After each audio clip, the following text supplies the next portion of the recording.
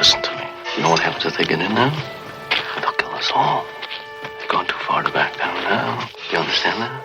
We're dead if they get in. Welcome to Now Playing Podcast's Straw Dogs Retrospective Series. If they want to kill us, they have to kill us. If they get in this house, we're dead. Hosted by Arnie. It's real good to have you back. Stuart. He's all right. I like him. And Jakob. Do you fancy him? He's sweet, I think. But be warned, this episode will contain detailed plot spoilers and strong language. Fuck, man! Right about that. Who's next? We hope you enjoy the show.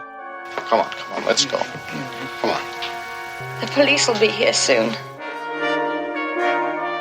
Today we're discussing Straw Dogs, starring Dustin Hoffman, Susan George, directed by Sam Peckinpah. This is the Now Playing co-host who always counts jump rope in binary, Arnie.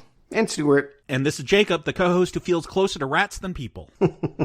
These days, rats are cleaner. Yeah, they ain't spreading no plague. They're looking at us and laughing.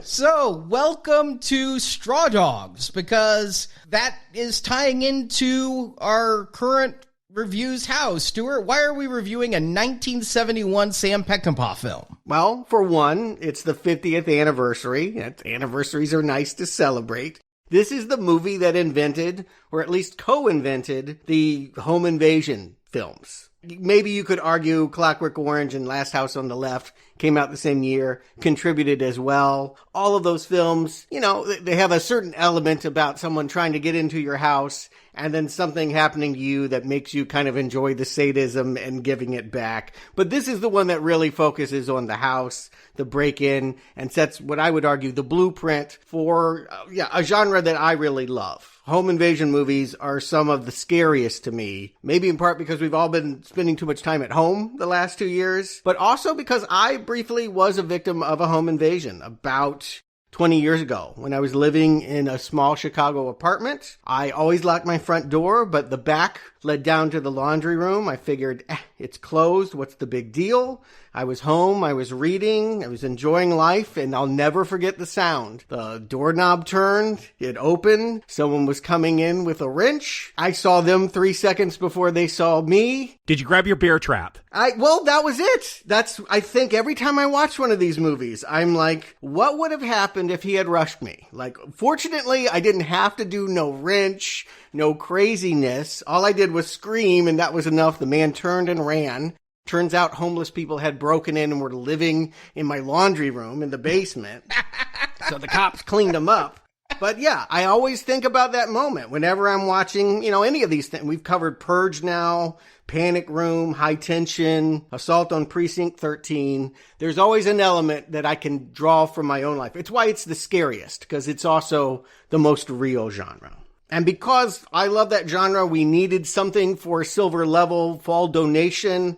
We are covering the latest, we'll use the word classics, in the home invasion genre, the films of the last 15 years that have gotten the most acclaim, the most buzz, maybe the most blood. We're kicking that off this Friday with Don't Breathe, followed by the sequel next week. It just seemed nice to have a bookend where we're starting with the beginning here before leaping to where the genre is in 2021. And I've seen this movie once before with you, Stuart. I know this is a movie you've loved, and you, during one of our movie watching times where we're each picking something, I think I might have picked Hellraiser 7 and you picked Straw Dogs.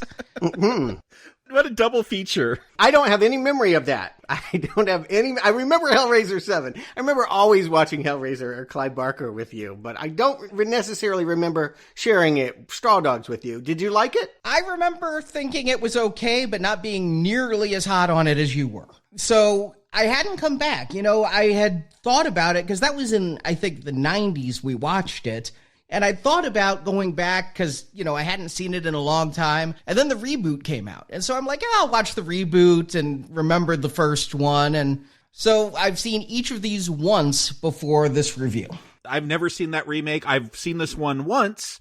sometime between, I don't know, time has no meaning anymore, between now and college, which to me is a couple of years, but it's much more than that. It's probably 15 years ago I actually saw this. But this is like, it's like Schindler's List. It's like Requiem for a Dream. Good films. I don't want to see them a lot, though. They're hard films to watch. And that is my memory of this 1971 Straw Dogs is great film. Never want to see it again because it's so hard to watch.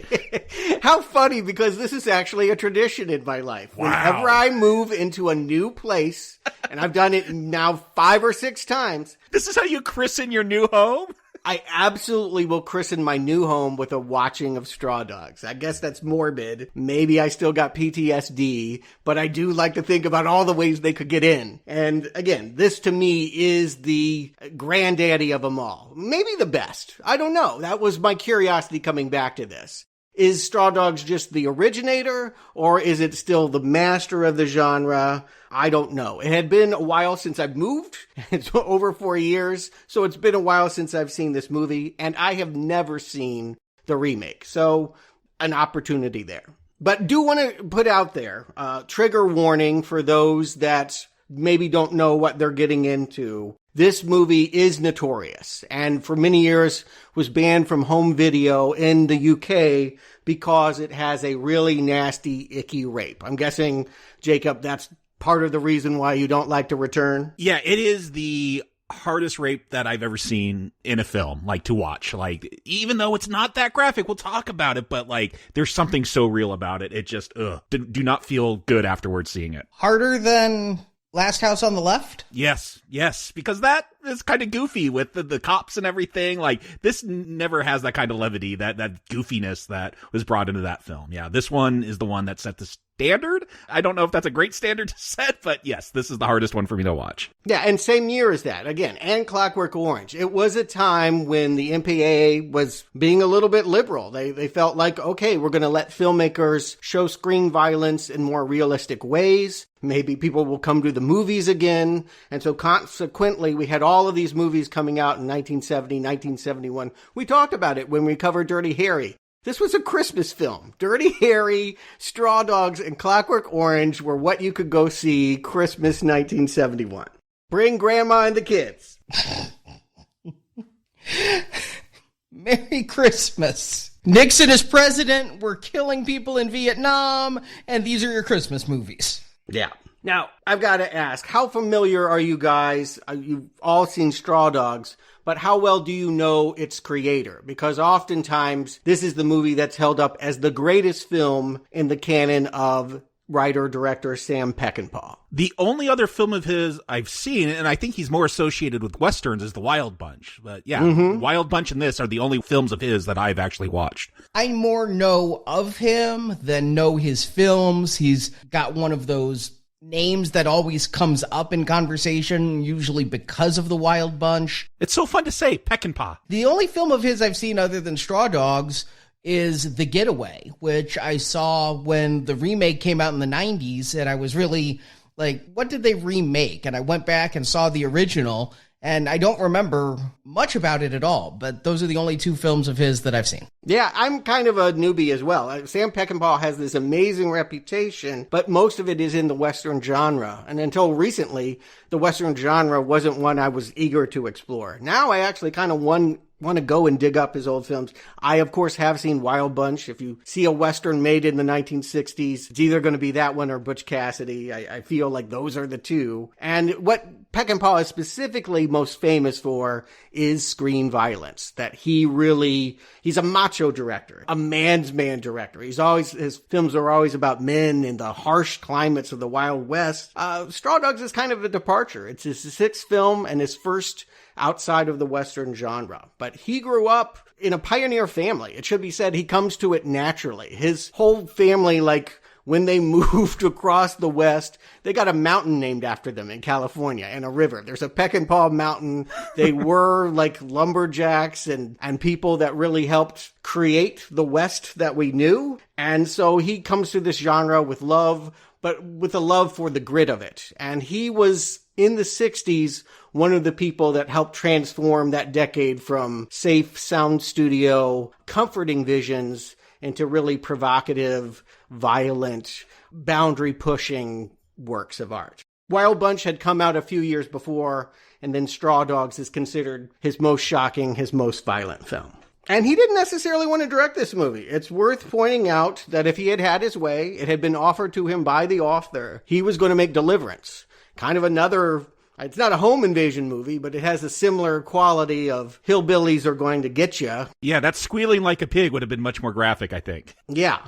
Yeah, I was definitely thinking Deliverance with this film. Yeah. Yeah, a film we probably should cover just to complete it all. We've done Clockwork, we've done Last House, we've done Straw Dogs. Deliverance would come out early the next year, sort of completes a theme. He was lined up for that one, but the problem was he was in the outhouse with Hollywood. He had made a really expensive Western called Ballad of Cable Hogue, and apparently it wasn't violent. It was his first time that he tried to do something more lyrical, more gentle, and guess what? Nobody wanted to see that. It flopped, and he was way over budget. And he couldn't get a gig. So he had to go hat in hand and find something. He wound up in England. Someone handed him this source novel, The Siege of Trencher's Farm. And he said, well, it's shit, but I gotta eat. So I guess I'll make it. Now, I'm assuming you guys haven't read the book. I haven't until this viewing. No, I didn't even know this was based on one. I saw that in the credits, and I just assumed, Stuart, you were reading it since you're the fan of the film.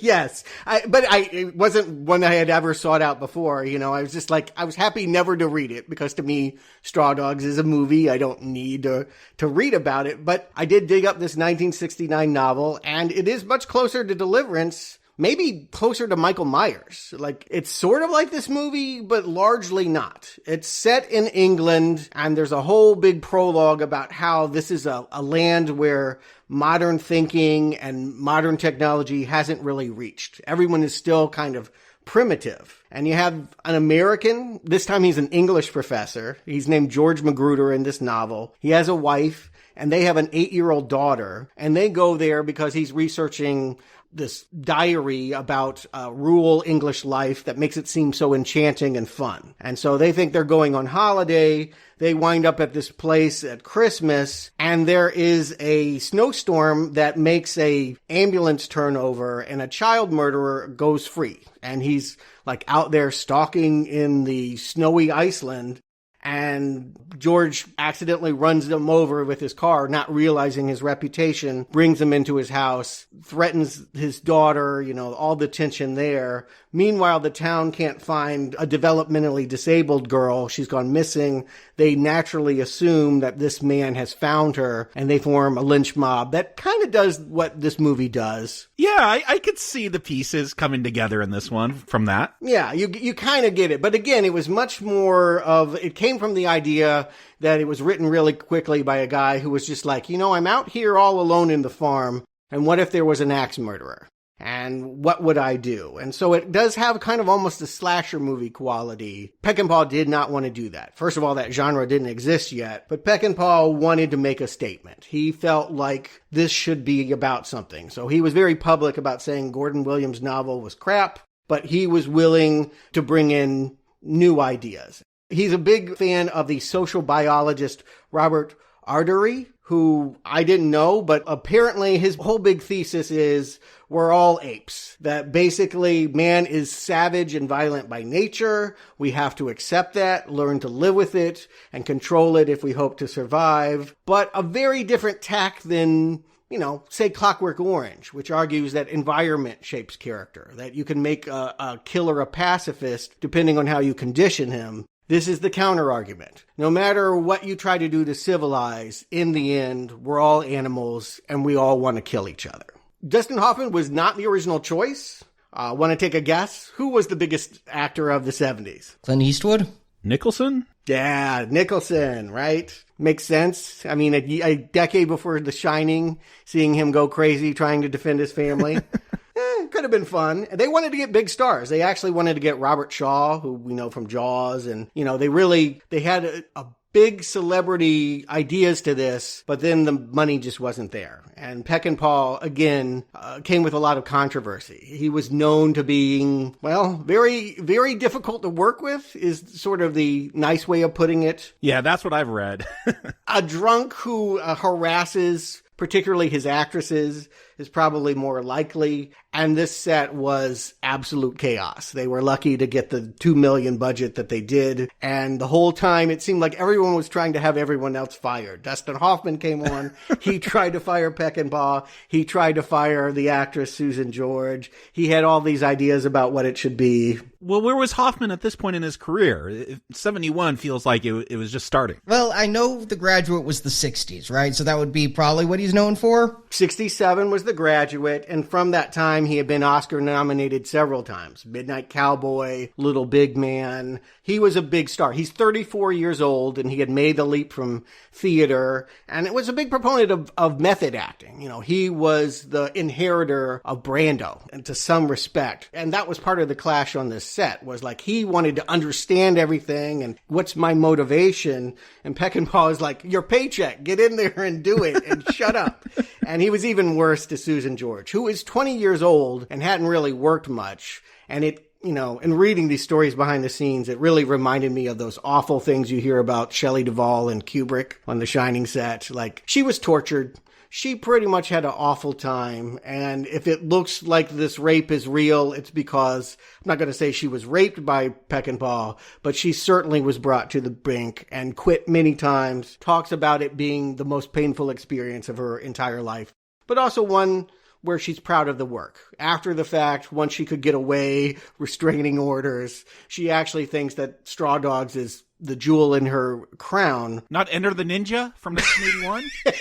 That's the other film I know her from. Yeah, not quite as good as that, but almost. Yeah, but again, a difficult film to make. They shot it in February 1971 on location. Very cold, very unpleasant. Lots of drinking, lots of fighting. But when it finally comes out, a split decision. UK is offended. I think that they did not like the idea that they were presented as savages, and all the reviews were pretty bad. Yeah, it had nothing to do with the rape or the violence, right? It was just how the UK is portrayed in the film. Well, some of the people will say that on the commentary tracks and what have you. They're like, if this were set in Mexico, the UK audience would have loved this. But because it was personal, because it said that they were the Hicks and they were the monsters, it didn't play well in England. And like I said, consequently, it got banned from home viewing, wasn't on VHS, wasn't on Laserdisc, did not show up. It's funny you say that, because the movie that also kept coming to mind with this, when I was watching it this time, is another 1971 film that's in our book, Wake in Fright, which is a similar story, but taking place in Australia, the Yabba. And the Australians didn't like how they were portrayed in that film. I don't think anyone would find it flattering. Like, hopefully you can realize that the movie's not using so broad a brush that it's saying all of you are like this. But just the idea of accepting that this is inside you. I'm going to make the argument that's the point of this movie. Ultimately, this movie is asking you to understand that there's a savage in you, that you are capable of some of this awful behavior as well. That may be difficult for, certainly not an entertaining notion at Christmas for audiences to embrace. Have you met my family? I have. But they probably wouldn't accept that label. It might apply, but they wouldn't accept it.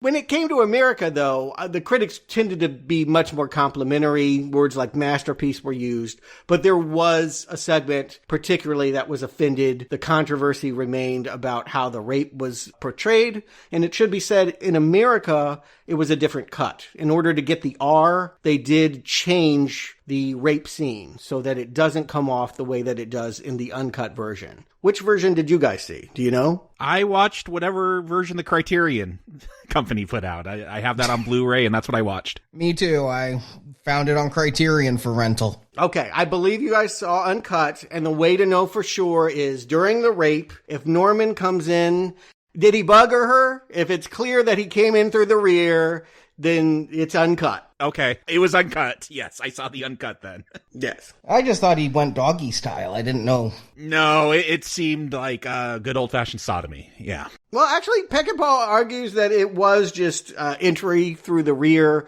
but however you want to categorize it, if you're even aware that that's happening, you are watching the X-rated, unrated cut. All in all, about 5 minutes of difference. Things get extended. Unpleasantness keeps going on in the unrated cut. but overall, no real different scenes. You're going to get the same movie, more or less, in either version. So, Arnie, give him that plot. Mathematician David Sumner, played by Dustin Hoffman, is researching stellar radiation. To focus on his work, David and his much younger Cornish wife Amy retreat to the southwest English town where she grew up. They stay in the abandoned house once owned by Amy's father. Alone in the house, Amy and David get into several heated arguments. David isn't getting along much better with the countryside locals who look down on the erudite, secular college professor and his nebbish demeanor. The townies are also a bit jealous of David's hot wife.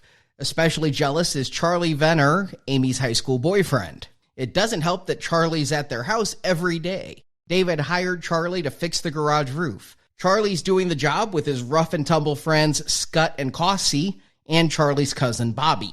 The more David tries to show he's one of the boys, like buying the group a round of drinks at the local pub, the more he's mocked. Someone even kills David's cat and hangs it in his bedroom closet. In fact, it seems the only person in town more hated than David is Henry Niles, a mentally challenged townie with a history of violence towards women. One afternoon, Charlie and his crew invite David hunting. With David in the wilderness, Charlie goes back to David's house and fucks Amy. Scut then comes in and rapes Amy. When David gets home, Amy doesn't tell him of the sexual assault, but insists David fire the crew so they no longer come around. A few days later, while driving home in thick fog, David hits Henry Niles with their car. David takes the mentally challenged man back to their house to wait for medical help. The doctors don't come. Instead comes Charlie and his crew, along with Charlie's uncle Tom, the local drunk. David didn't know Niles had just accidentally killed Tom's young, flirtatious daughter, Janice. Now Tom and the others have come to kill Niles. Despite Amy telling David to let them have Niles, David refuses to open the door. When the magistrate, Major John Scott, arrives, he's shot and killed while trying to take Tom's gun. Having murdered one man, the crew begin a siege on David's house.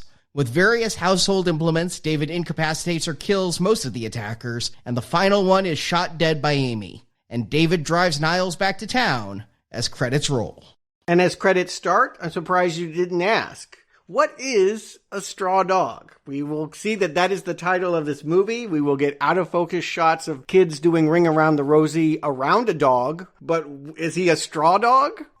Is it? I had to research this, look it up. Is it really a Chinese celebratory figurine that's used for some kind of celebration? That is all the definitions I found of straw dogs. That's what it says on Wikipedia, but that is not what my research dug up. Apparently what they did was, again, I want to remind you, this book was called The Siege of Trencher's Farm. They were going to go with that. They polled audiences, and the problem was the cards came back saying, is it a Western? Is it a World War II movie? They knew they needed something different. And so Peckinpah just was reading some Lao Tzu, the famous author of the Tao Te Ching, and he found a passage that basically said heaven is ruthless to people. It treats them like straw dogs.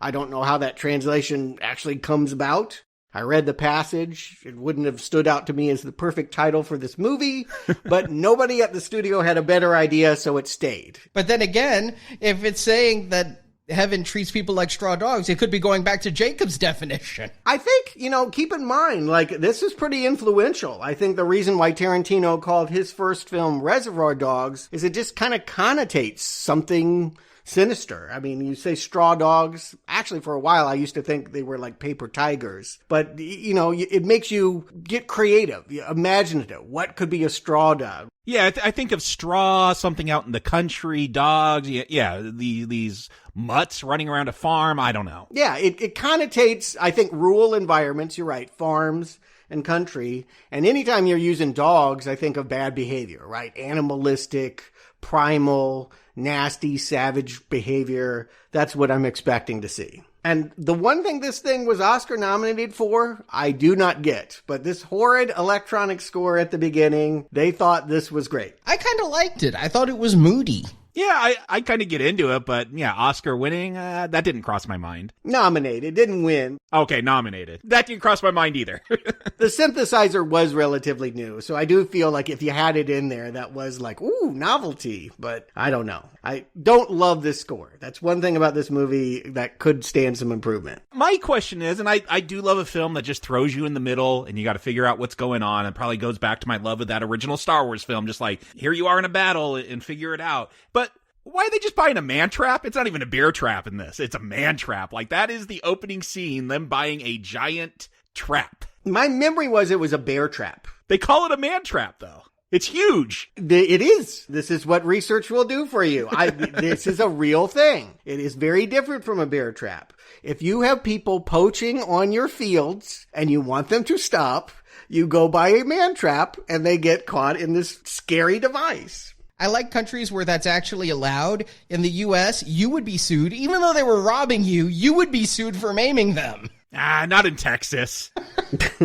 You're allowed to defend your home in Texas. They're not even robbing you. They're robbing you in the sense that they're killing animals on your land. I mean, poaching is just simply hunting on someone's private property. And I get the symbolism. I get where it's going, and it's going to become a literal thing they use at the end. Like, oh yeah, it's Chekhov's man trap.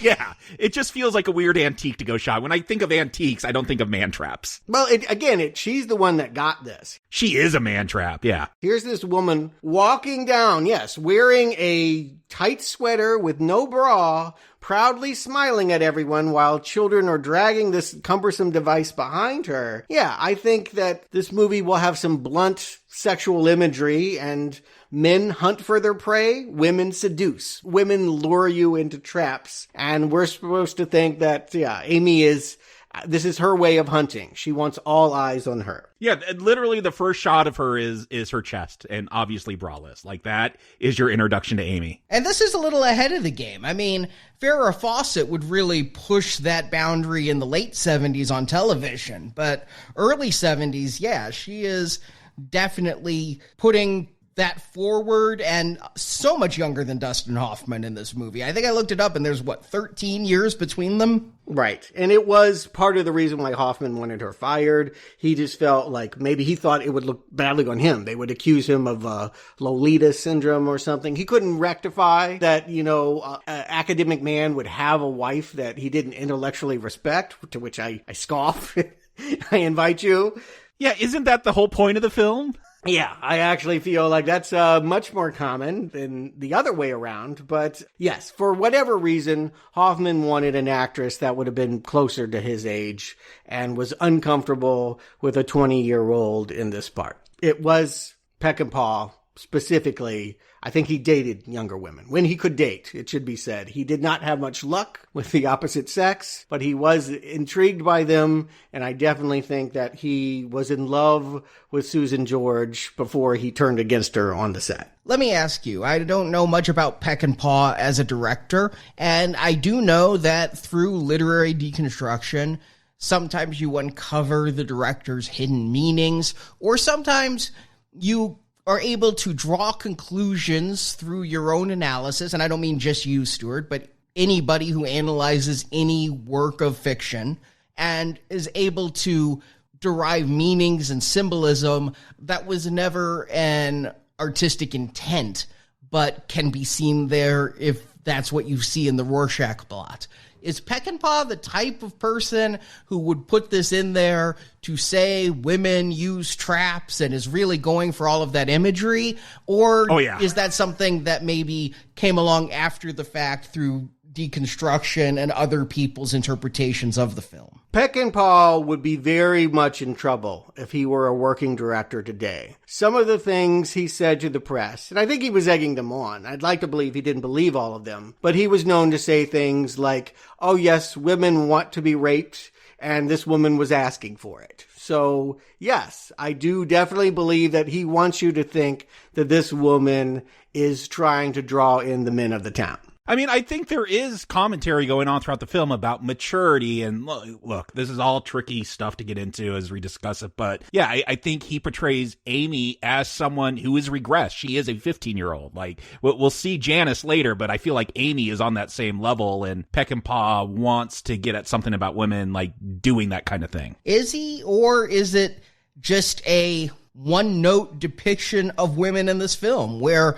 the two women characters in this movie, neither has much differentiation from the other? They both could be seen as sex-crazed Lolitas. Well, yeah, I will say that this film is about how we really are one note, that women are sex-crazed Lolitas and men are violent jerks who want to kill each other at any given chance. I would also add, it was a surprise to me in this viewing. I'd never had the thought before, but I had a different impression about who the main character was. In the past, I think for lots of reasons, Dustin Hoffman is the big star. I don't know who Susan George is. He's an American. I'm an American. He's a man. I'm a man. He can get lost in his head and be overly intellectual. A criticism you could probably lie at me. I focus just easily, almost instinctively, on David so often when I watch this movie. But is she not really the main character? Is she not the person with the most interesting dilemma? Because she's of both worlds. This is a character that grew up in this town and on some level is a part of these people. They're not the other to her. They are her. They're her peeps. They're her folks. And at the same time, she's chosen this other life and maybe has brought David here to show that she is better than them, different than them, got away from their low-class life. Now there, I definitely think stuff is being read into this film. She cannot be the main character because she's too ill-defined. There are things going on with them as a couple, but yes, David, Dustin Hoffman, the star, is the one who's going to have the big arc and the one from whose point of view we see most of the story. They're equals. She is not any one more dimensional than he is. I think she is. I really do. I think that I wish that there was some sort of characterization that would say why she brought him here, assuming it was even her idea to come here. They talk a lot about why they're here, and I think that, we can get into it when we get into it, but it seems to be, in part, one of the many things that gets said was David thought it would make her happy to return to her childhood home, that they're going to live in her childhood house, her father's house. He must have passed away. There's no mention of him now. And he's trying to fill that vacancy, that father void in the house. And that's why I said there seems to be a regression with Amy. For whatever reason, they've come back to this town, her hometown. I somewhat agree, Stuart. I do feel like there's something really interesting with her, that there's a lot of ambiguity in this movie. Again, there's a lot of muddy stuff that we'll have to work our way through as we get into the story. But I do feel like, yeah, it's never text in this film, but there is something going on deeper with her, but it is so ambiguous. Like, is it just about returning to your hometown that brings something childlike out in you? Is it her way of getting back at this husband who's ignoring her and neglecting her? Like, there's a lot of human nature going on. And Arnie, you said a Rorschach test. I think that is somewhat correct with this film. Like, this will kind of reveal who you are and what you do believe deep down about the sexes and about human nature. And Arnie, if you feel like she's really underdeveloped, in this viewing, I really paid attention to her as a character. I'm happy to say where I think she is at all given moments. But let's get to our hero. Let's get to our American. He is David Sumner, Dustin Hoffman,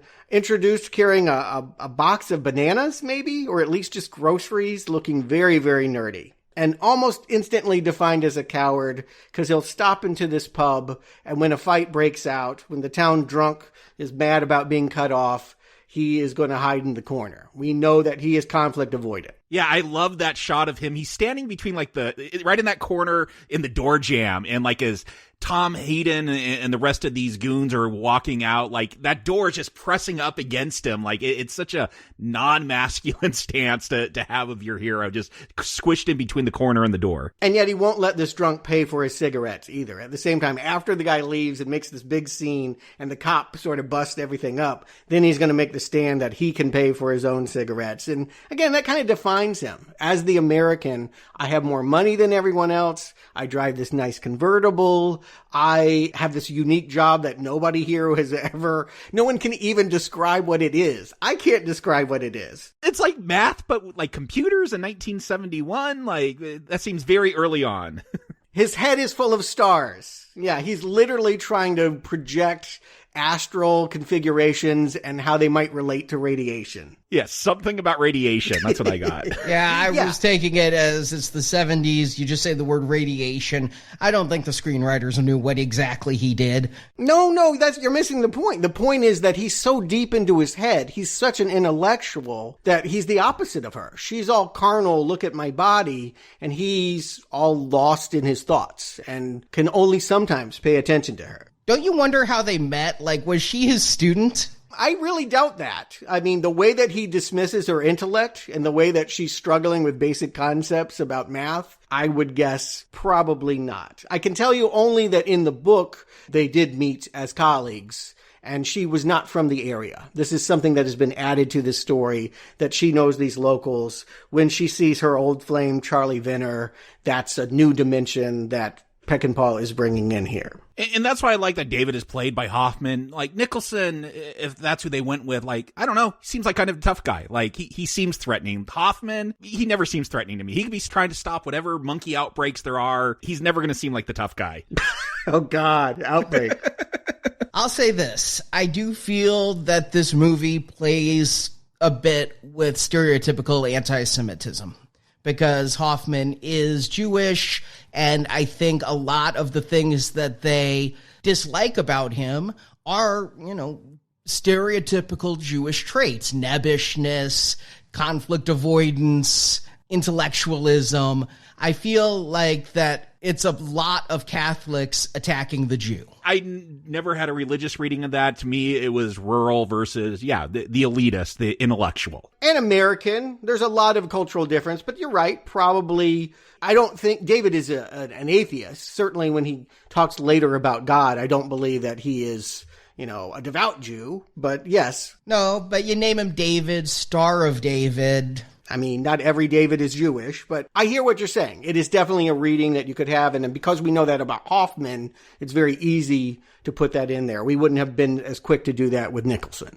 And he, through his inability to state what he wants, ends up inviting this man that he doesn't want anywhere near his wife. He knows that there is obviously some history between Charlie and Anne, but he can't stop himself from saying, "Oh, you're a friend? Then come help finish my barn. You can repair the roof." And he's already hired people to repair the roof. I don't know how my contractor would feel if I came home one day and said to the contractor, "Oh yeah, I've hired these other people on my own to help you."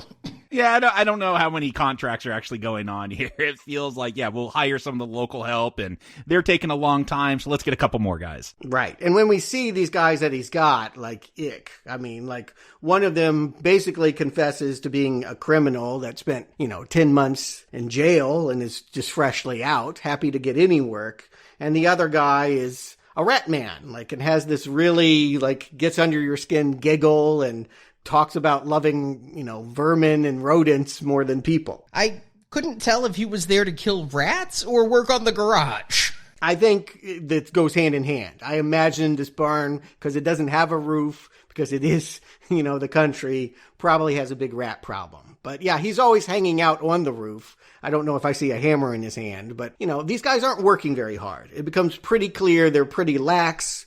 And they definitely are more focused on the pretty blonde local than they are on their work. And Amy is kind of giving it back. It should be said that she is not happy to be ignored. What seems to be her central conflict is, I think this marriage was in trouble already in the States. And we can speculate as to why that might be. But she was hoping by having him here on his own turf that she could maybe have the upper hand, change the power dynamic, not feel always out of her element. And instead, she's just ignored. She will do everything she can to try and be as interesting to David as his computations, and he will never really want to look at her. Their relationship is very odd to me, because when they're driving up, she's trying to get in his pants in the car, and I'm thinking, okay, they're very much in love and in lust with each other.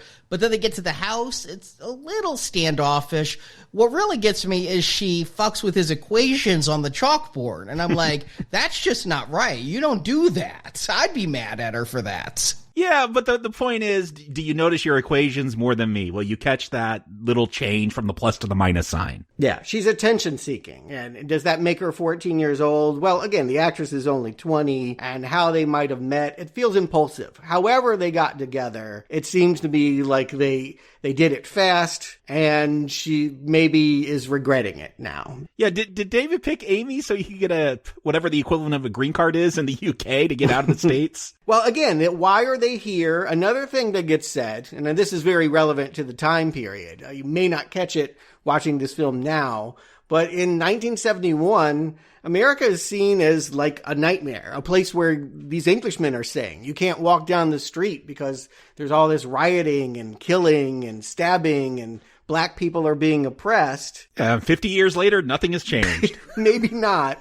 But David is like, yeah, I mean, like he has a little joke, but they ask him, have you ever seen anything like that? He's like, only in between commercials. It's always on the TV. He knows that certainly if he's a mathematician working at a university, he is dealing with counterculture, protests, violence. Kent State students were famously gunned down. The Bell Tower in Austin, Texas. Campuses were seen as a battleground because of Vietnam, because of racial injustice. His solution for that is to run away. I'm going to hide in my study. I'm going to think about the stars and the cosmos and abstract things and have nothing to do with the real world. And that may mean also cutting out my new wife, who's pretty, who I notice sometimes when I'm going to bed after I stimulate my body by jumping rope. But most of the time, I just want to think. I got to ask about jumping rope and counting in binary. Is that quicker to do, to count to 100 in binary? I thought that's like a whole string of numbers for each number of zeros and ones. Yeah, 100, and you can't even get to 100 in binary. It goes 2, 4, 8, 16, 32, 64, 128. So he either did 128 jumping jacks or he did 64 jumping jacks and rounded up. No, he did 5. You're missing the joke. The point is he wants to get in. They make a bet about whether she'd be able to make her chest move before he could finish doing 100 jump strokes. And when it looks like she's ready to move the piece, he speeds it up. He's ready to get laid. Oh, I got the joke. I just thought maybe the joke is, too, that Amy wouldn't have any idea what counting in binary is. Because I barely do. I don't think the screenwriters did either. They're like, this sounds like something a mathematician would say. Binary. The kids all know it. But why is she playing chess? That seems outside of her wheelhouse. She's trying to be smart like her husband. Yeah, that's the pressure. I'm with this really smart guy. What are we going to do together? Well, he likes chess, so I have to read a book about how to make a move. I mean, shit. I mean, this is where she's at in the relationship. And what I mean about trying to tip the dynamics so she has a little bit more power. Maybe by coming home, I have a little bit more sway. I can show you around. I can introduce you to the locals. You'll need me more, because otherwise I'm always struggling to keep up with you. And he says some pretty mean stuff. I mean, he's like, you're not so dumb after all. I mean, there were a couple lines that really, oof, it was just spiteful. Yeah, there's one where he says, you're a bright girl. And I'm like, that's kind of nice. But then, you're not so dumb. I said to my wife, I'm like, that's a little backhanded. You wouldn't go so well if I'm like, Marjorie, you're not so dumb. Yeah, no, it's obviously very derogatory. And she feels it. And she's doing whatever she can to play on his terms. And occasionally, basically at bed, after he's wound the alarm clock and done all of his other nerdy little things, he'll give her a little bit of passion. Give her some of that rook. Yeah. I can't believe he was winding his clock first. I'm like, I understand the propensity to fall asleep immediately after, but come on.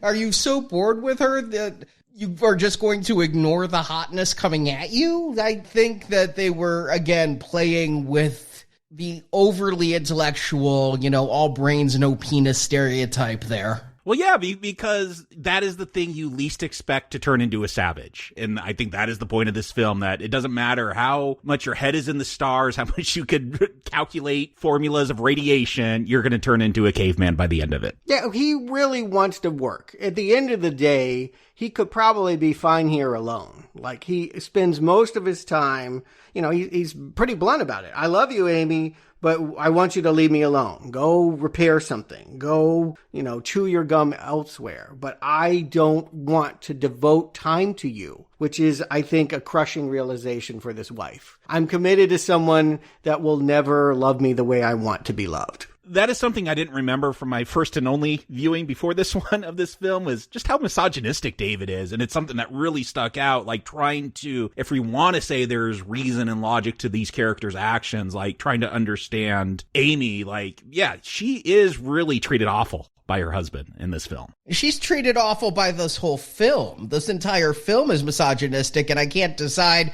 if it's intent or a product of its time. No, I see her actions acting out against this neglect. Like, oh, even my husband won't pay attention to me. Well, there's these old flings that I knew before that paid attention to me, and so we'll see some flirtatious behavior. Not that justifies what happens. Well, that's where we get in trouble. Yes. Because certainly of the times, we do not want to send the signal that women ask for sexual assault. And yet, clearly, this is a bored woman who is willing to take at least eye oggles and to feel beautiful.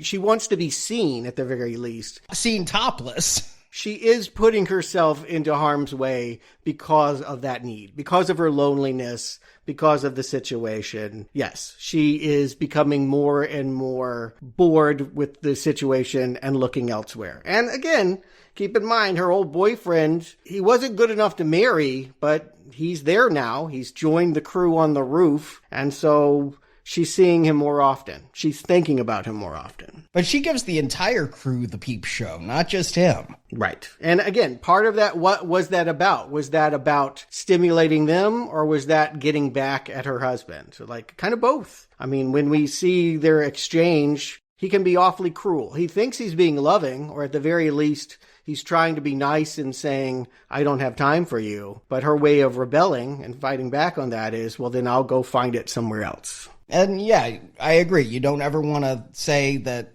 she's asking for it, but she put thoughts there. I mean, she was acting recklessly in however you want to look at it. Yeah, I was surprised that they do have this whole conversation. Well, you're not wearing a bra, so you're asking for it, which I imagine played very differently in 1971 than it would in 2021 with audiences. Like, now we're very critical of that kind of idea. I think that was more of the mainstream thought back then. Like, if you're going to show stuff off, you're going to get these men all worked up, and don't be surprised if something happens. I mean, if you're walking down the road with a giant diamond on every finger, you're more likely to get robbed than if you... You're not asking for it, though. I just want to make that clear. Right. No, you're not asking for it, but you become a bigger target. I understand that, yes. And that is the muddiness of this film, especially, I think, with modern audiences 50 years later. Yes, it's still never right to rob the person, and they're not asking to be robbed. They just, I think, more people are tempted. It'd probably be more wise to put that diamond away, though, if you're in a dangerous town. Yeah, it's not caution. She's being dangerous. Her loneliness is causing her to act out in ways that is, potentially going to be very bad for her. And it should also be said, in the 70s, bra burning being what it is and all of that, not wearing a bra was a statement. Again, she might kind of resent the fact that her husband is a coward. His response to the counterculture and all of that revolution was to run away. Maybe she's more of a modern girl. She certainly, I think, in marrying him, thought she was getting out of small-minded thinking, and now she's finding out that he's just a different breed of loser. I mean, they're going to hit you over the head with that. She says he's a coward for running away and taking the grant money to do this research because he was afraid of the politics and everything of academic life. So they're going to drive this home again and again, is that David doesn't want conflict, except apparently with his wife. He's more than happy to engage in conflict with his wife, but everybody else he tries to run away from. No, he wants no conflict with her. He doesn't want any issue with her at all. He wants her when he wants her, and she's like a possession. I'll pay attention to you when I have the time. At night, basically. When I'm done with my thinking, I'll have time for you. And until then, no. Yeah, when she goes to put that gum on the chalkboard, again, a very regressed thing to do. He's like, don't do it. And then she just does it and nothing happens. Like, he doesn't scream at her, do anything. That's all going to come later when he finally, I guess, gets confrontational with her in a physical way. Yeah, but he does get verbally aggressive with her. You want to help me? Clean up this place, bring me drinks, do the wifely duties, but he wouldn't yell at anybody else that way. That feels like an evolution, though, throughout this film, is that he gets more and more aggressive with her as he is emasculated perhaps more and more in front of these country folk. Peckinpah has said in many interviews that David is the villain of this movie. He is not the hero. He is the aggressor. Oh, by the end, I would totally agree with that, yeah. I completely disagree with that. I don't understand that point of view. Well, let me elaborate. What David is so wrong about is he's not being intellectually honest about who he is. He's trying to hide from who he is. He's trying to live in an esoteric world and deny his carnal passions, the physical, what have you. That will cost him everything. I don't know that that makes him the villain. Again, it gives him an arc, and perhaps a tragic arc if you want to view it from that direction. You don't have to call him that. I'm just telling you what the director said when he was making this. Yeah, I see it, again, kind of jumping to the end. He is going to wage war to protect a child murderer. Now, he doesn't know that, but... Yes. It's funny how his allegiances will align and what he is willing to take a stand for and what he is not. But in this moment, he is hiding and she is trying to be seen. And we see in parallel, there's another girl in town. Maybe the next Amy is Janice. Janice is the teenage daughter of that town drunk, Tom. And he has been very vocal about the fact that she is, well, he doesn't acknowledge that it's her flirtations. He's acknowledging that the child molesting town simpleton is going to create a problem for Janice, and he's going to kill his brother if he doesn't do something about it. This is an aspect that I did not remember of this film, is Henry, this, simpleton, as you called him, who did something in the past. You know, the town says they take care of their own, so this person wasn't locked up. So I'm not sure what that means. They give him a good beating after he did whatever he did. It's definitely something to women, because they're like, he's by the girls again, so... Yes. Yeah, it's children specifically. I think that he is a child predator. We'll just leave it in a general category. That feels like he knows what he's doing, and I don't get the sense that he's actually intellectually capable of understanding his actions. Well, we definitely see Janice is more aggressive than he is. He is not trying to take the opportunity to whisk her away. She's the one that is waving, flirting, and will ultimately pull him into a dark room. Yeah, talking about difficult human nature, discussing that kind of thing. It is Janice. She's, sure, she's a teenager, but she's the one that's flirtatious. And she's even spying on David and Amy, like as they, get under those sheets after playing chess. Mm-hmm. There is a sexuality she's exploring. Like Amy, I think she has a little bit of a crush on the other. Like, here's something that's not like anybody else in this town. And that's attractive at first. Wow, I've never met anyone like you. Amy's clearly over it by this point. But Janice is just discovering that her world is bigger than, this little town. Yeah, she's going to trade looks with David later on in the film. Right. And so she'll take it wherever she can. Again, it's the same situation of, I'm so in need of being seen and sexually validated that I'm taking a real risk here by playing with Henry. Yeah, the thing about Henry that I dislike is it feels very derivative. I mean, everybody knows Lenny from Mice and Men. That was my reference. So here it feels like a big unoriginal storyline just plopped in the middle of this movie, and it's there to be a catalyst of events, but I'm claiming that Amy doesn't have much character, let alone Henry here, who is, just exceedingly one note, and I feel like they could have come up with a more organic way to set off the final events than to have this whole subplot. It is not from the novel. No one ever used the words of Mice and Men, but it has to be. Yeah, they use it as the device because in the original, it was a serial killer that had escaped from a snowy night ambulance turnover. And so they didn't want to do that. They've worked him more as just, yes, this town thinks it could handle this problem on its own. No outsiders needed, and creates that dynamic again of, we don't want someone telling us what to do, this outsider, these judgments. I'm hearing a lot of complaint, Arnie. I gotta say, I haven't heard one compliment yet. You're not liking this? I liked the score at the beginning.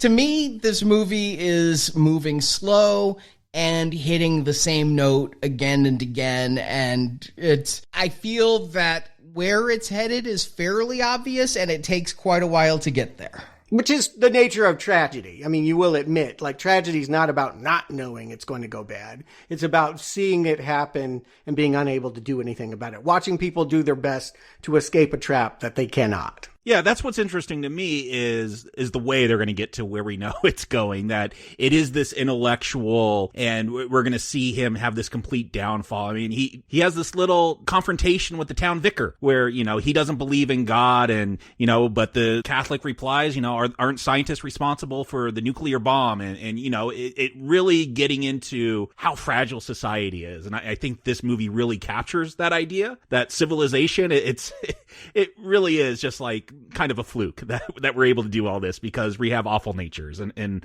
I think this film does an effective job at displaying all those different aspects. And such deep resentment. Again, in the same way that Amy and David seem to love and resent each other. Yeah, this vicar's happy to take the money, right? Like, we need a donation. Like, he's invited himself over supposedly to be friendly, but really it's like handout.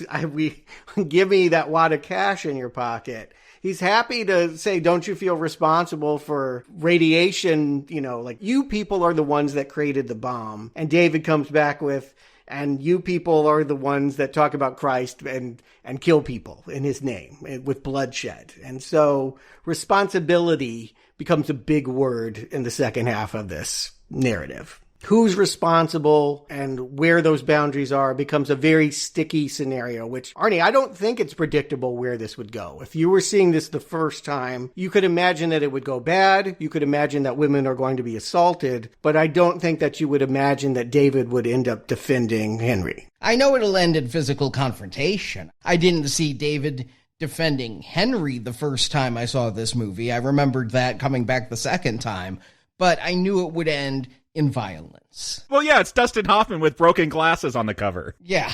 Well, I didn't even see that cover, I think, when it was VHS when Stuart and I saw it back in the day, and he just brought a tape. I didn't know what I was in for. I gotta imagine, like, that is the iconic imagery of this. Do they have, like, some more rote movie poster for this, like, where David's embracing Amy, like, holding a gun to defend her? I did see some foreign ones where they actually drew a straw dog.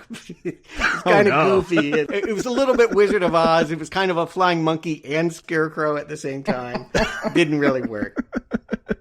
But yeah, I mean, I guess all I would say is if you're feeling like the vice is tightening and you know things are going to go bad, that should be what you want, right? That is, as an audience member, what you're here for is to watch that tragic downfall, is to watch things break. That is, I think, the twisted desire of the audience. And I think if you're going in, we started this off talking about home invasion movies. This so far has been more or less a character study to me. It's when like cats start getting hung in the closet, and that's when it starts feeling maybe more home invasion. So it might, if that's what you're going in looking for, it's going to take a little while to get there. So who hung the pussy? They never reveal it. There is a fan theory, and it's interesting. I'd never thought about it, but I read about it this morning. David did it, right? David is throwing grapefruits and tomatoes and is kind of mean to that cat. And, she's always looking for it. Maybe it's bugging him in the office, and so he lets it outside. There are some people who believe that it's David in his first off-screen snap that hung that cat and then doesn't want to admit it when he opens the closet door. I don't know if I buy it, but interesting. Yeah, I don't buy that. I remember the scene where he's throwing fruit at it, and I'm like, okay, this is early on telling us there's something uncivilized about this intellectual. Like, I thought that was a nice little touch there, but no, I don't think he hung the cat. I would believe he'd kill the cat. I don't believe he'd hang the cat in his own closet to then later pretend to find. He acts way too surprised. He's like totally shuts down. He can't even say anything. He sits down, has to point at the closet, so Amy has to go see it. Like, he can't even talk about it. That doesn't seem like a reaction to someone who actually did it. No, he turns into Raymond Babbitt, like who just put the baby in the bathwater. I mean, he's like definitely channeling Rain Man here. And she, of course, naturally is accusatory. It's got to be Norman or it's got to be Chris. And basically, the implication is, certainly by the traditional gender roles, the man of the house would need to go and confront these men that show up the next morning and say, hey, what the hell? Now, you want me to say positive things about the movie. I will say this. I also identify with David. I'm not the most handy person with hammers and nails. I usually hire contractors to do work on the house. I'm not that knowledgeable, and sometimes I don't necessarily fit in with the vibe and the conversation of some of those people who work around my house. Not a lot of Marvel and Star Wars talk with the construction workers? Surprisingly, these days, yes, a lot.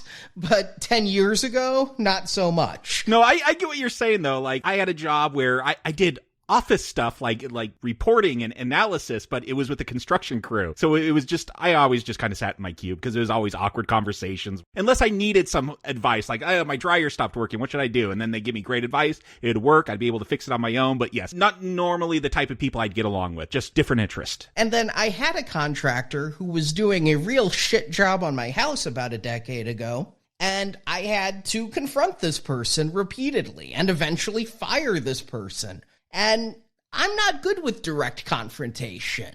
I got a lawyer to tell my employer I quit my job because I didn't want to face my employer and say I quit. So I understand where David's coming from. And if I had to confront somebody because they killed a cat I didn't like, I understand his hesitancy and his reluctance and his deciding to find ways to game it and bring it up instead of bringing it up directly. I completely understand where he's coming from in this entire situation.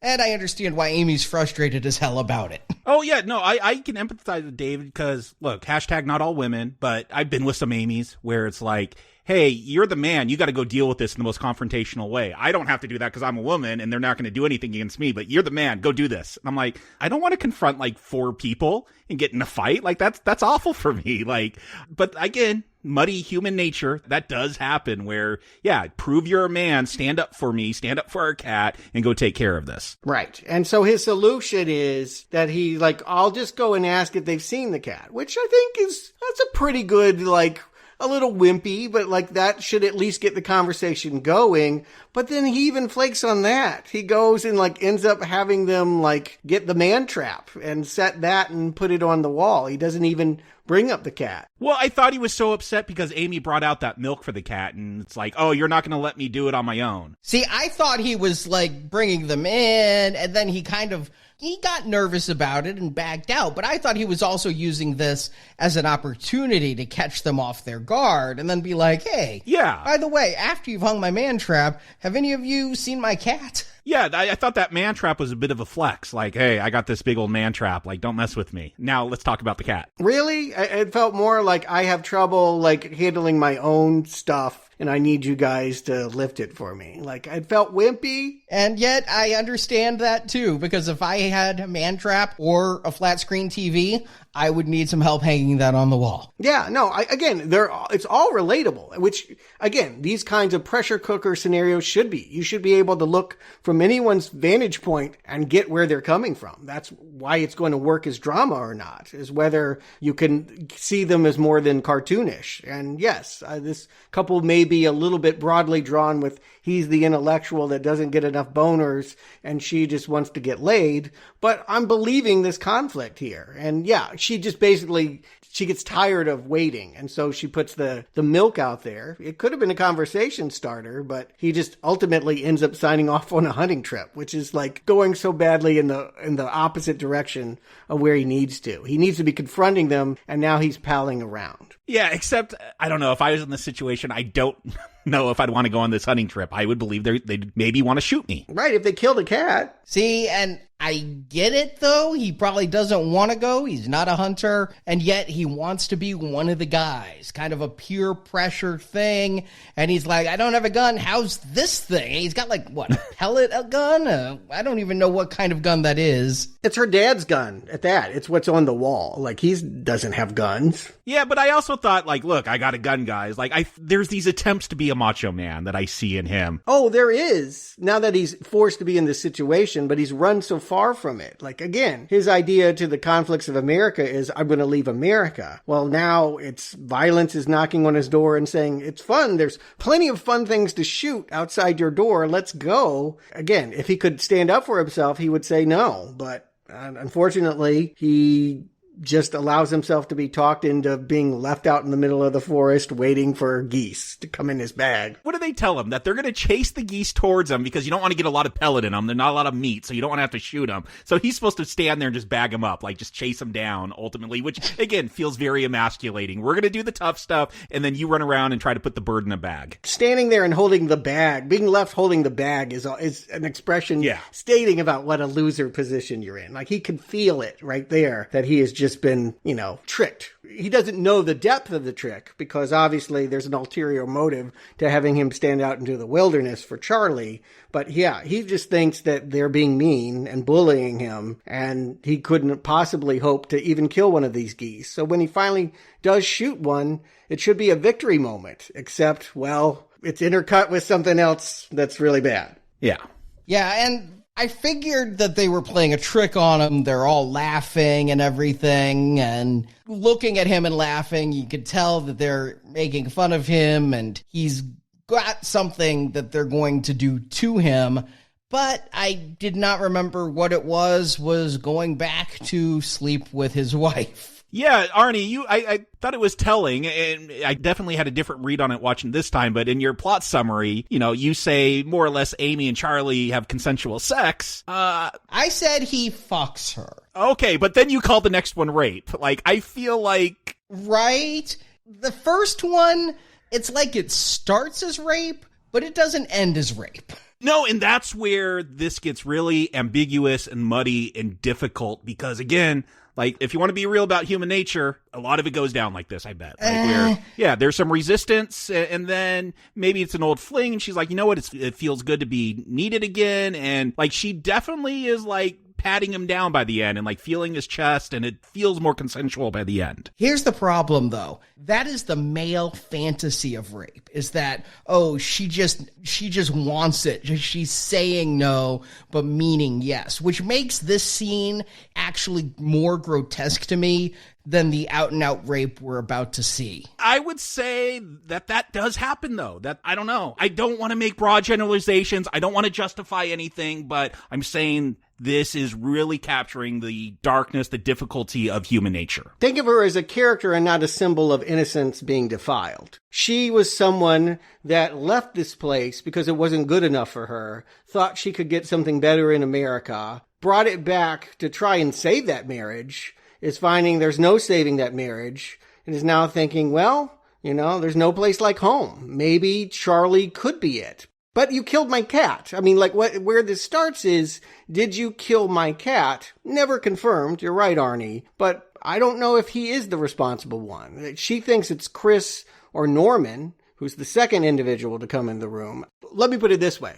Charlie does not see himself as a rapist. Charlie sees himself as inserting himself back in the life of a woman that he let get away. The life and other parts, but yeah.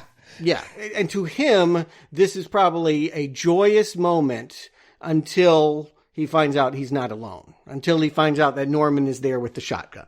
For her, obviously, and this was something that Susan George talked about, it was a very painful 3 days to film this. 3 days to do this? Yes. The difficulty is not just, obviously, this is an uncomfortable scenario. It was the fact that at this point, Sam Peckinpah and her were at such odds. He would not look at her. He would not speak to her. He was very dismissive and awful. So it should have been able to get her in the mind space of how David was treating her. She had basically almost threatened to walk off the set if he didn't let her act. What she basically, her gambit was, I don't know how you're going to film this, but I would like for you to stay on my face. I want you to see through my face and my reactions everything the audience needs to know. If the idea is that it starts out as assault and then she consents and gives in to that, I want that to come through in my voice, in my eyes, in my facial expressions, and what I do with my hands. And I think he had something else entirely in mind and was mad that she had essentially hijacked his shoot. So things were very, very tense. I will say the film is better for her hijacking it then, because this is why I don't like to watch this film over and over like you do, Stuart. This is why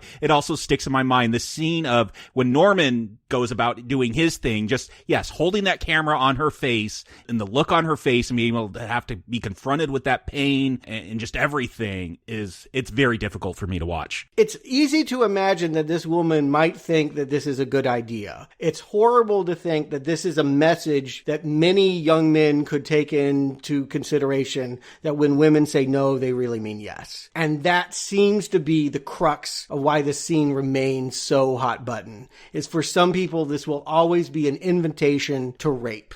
And to other people, it's just a character moment. It's about this woman deciding she'd rather go home again. Yeah, I find it an ugly scene. Oh, sure. Who would disagree? And I do find the Charlie bit uglier than when the other guy comes in. And then Charlie kind of helps hold her down. It was like... That is the confusing part. It's only in the unrated cut. You wouldn't see that. And I had never seen the unrated cut before. So I was really blown away. I had forgotten that Norman even came in. Like, I didn't remember there was a second attacker. And that, yes, it suddenly went from being sexual assault from someone that she knew and kind of used to like to sexual assault with someone that she was repulsed by. The fact that Charlie, I think he's shocked. The way it plays to me is Charlie is so shocked. And he's being held at gunpoint, it should be added, that he just kind of goes along with it because he didn't know that this was going to happen. In a sense, he's been assaulted too, though obviously not in the same way. He will ultimately make this right in the end. When Norman comes to sexually assault Amy again, he will not be a glad participant. But yes, uncomfortable? Yes. God damn it, I hope you are. I hope that nobody is sitting there giggling or enjoying it or, like, I can't think of a screen rape that is more challenging, quite frankly, because of what it asked us to consider and because it's going to play hot button with the fact that Amy kind of wants it, at least from Charlie. I find Last House on the Left far more brutal and hard to watch because that feels more realistic rape with the kidnapping and the subjecting to abuse. Realistic? The comedy? Well, the rape scene, Stuart. Not the movie overall, but the rape scene. But the lead-in, you're acting like, but just that moment. Okay, but the lead-in has been, these are hilarious yokels. And then all of a sudden I'm expected to be horrified for these women who haven't been characters at all. But the rape does go on for like 20 minutes in that movie, too. Yeah, look, it's uncomfortable anytime. I can't think of a rape scene that I'm ever thinking, oh boy, this is fun to watch. Robin Hood, Prince of Thieves, people really laugh at that attempted rape. Wow, I don't remember that. I don't even remember that was in that movie. But Clockwork Orange took the gambit of we're going to do Singing in the Rain and make it sort of a comedy bit. And it ain't funny. Every time it should be queasy and nauseating. And I won't split hairs. They're always gross. But this is a more complicated circumstance because we've been asked to think of the characters in a different way. And I do feel like, again, it goes throughout this movie, but as we get into the 70s and, Vietnam, it hasn't quite broken out at this point, but I think, you just look at post-World War II with the Soviet Union and just all these different alliances, it just gets muddy and tricky, and we're going to support these awful regimes just because the enemy, my enemy is my friend. Like, I feel like you get all that muddiness into a home invasion film with this where, yeah, you're my rapist, but you're also an old fling, and maybe I like it by the end, and, I'm going to defend my house to protect a child murderer. Like, just nothing is clear in this film. It is all just mud. Yeah, to put it bluntly, I don't think the movie ever takes the position of the person you should endorse. Everyone here makes huge failings. Everyone makes huge mistakes that makes them difficult to be, air quotes, likable. I don't think there's a likable character in this movie. It's not about liking them and then wanting them to go and cut off somebody's dick or stab somebody in the eyeball, like so many of these movies are. It's not going to allow you to feel good when they get vengeance. It's about feeling bad all the time. And yeah, this movie really starts feeling bad as we go to church, and we just keep getting flashbacks and cuts back to that rape. And that is, you can tell that's all that's on our mind because we just keep going back to that with these little flashes as we're trying to sing and have dinner at this church meeting. Yeah, but she never tells her husband about any of this. She's not with him anymore. Again, it's almost questionable. Has she chosen to be with Charlie? I think Here's the weird thing. If Norman hadn't come in there, she might have already cleared out. She might not have been home when David got home. Like, she might have been saying, I'm done being married to a nerdy mathematician. I want my rugged, manly man. And that could be where she's at. Now things are just weird, but there's no way that she's going to lean on David for support. Yeah, you see how she attacks David when he comes back from that hunting trip. Like, she is rightfully so, like, vicious. She's been brutalized and assaulted, and, like, she just really goes after him. Well, then he makes that statement, and I mean, it's just perfectly in how just dundering his thought process is. He's like, Charlie and Norman really stuck it to me in the moor, and you're just like, oh my God, you don't even know what the fuck you're talking about, dude. And that's how she's feeling. Again, the reason why she doesn't tell him is because she's not on his side. And we will see, even in the climax, that she's going to have difficulty citing an allegiance. Oh, yeah. But she also says, she calls him a coward, but she also calls herself a coward. And maybe that's going back to not coming to David and talking about the rapes and maybe going to the major, this police figure in this town. And I again, in the 70s, how much did that get reported? It was a different time. But yeah, she's even admitting to herself that she's not willing to stand up by calling herself a coward. Funny fact, the major, you pointed him out. We haven't really discussed him. He's walking around the movie. I've always been like, why is his arms in a cast? His arm's in a sling. I noticed that at the end, yeah. What's that about? Well, apparently, like, Sam Peckinpah, like, woke him up in the middle of the night and was like, let's go drinking. And, like, this was, again, why Peckinpah almost was fired from the shoot, is that so often the party never ended and this guy broke his arm either during a bar brawl or because he was drunk and fell. I've heard different stories, but essentially this is the kind of chaos that's going on all the time. You'll also notice that David Warner, who's playing the simpleton, is walking with a cane. He had just had a drinking binge where he broke both his feet and wasn't even sure he could walk again. And Sam Peckinpah was like, God damn it, you're going to get up and do this part, God damn it, and scared him basically into learning to walk again. Great physical therapist. Maybe that was his real calling. Sam Peckinpah is your personal trainer. You will not cheat. You will get in all your crunches.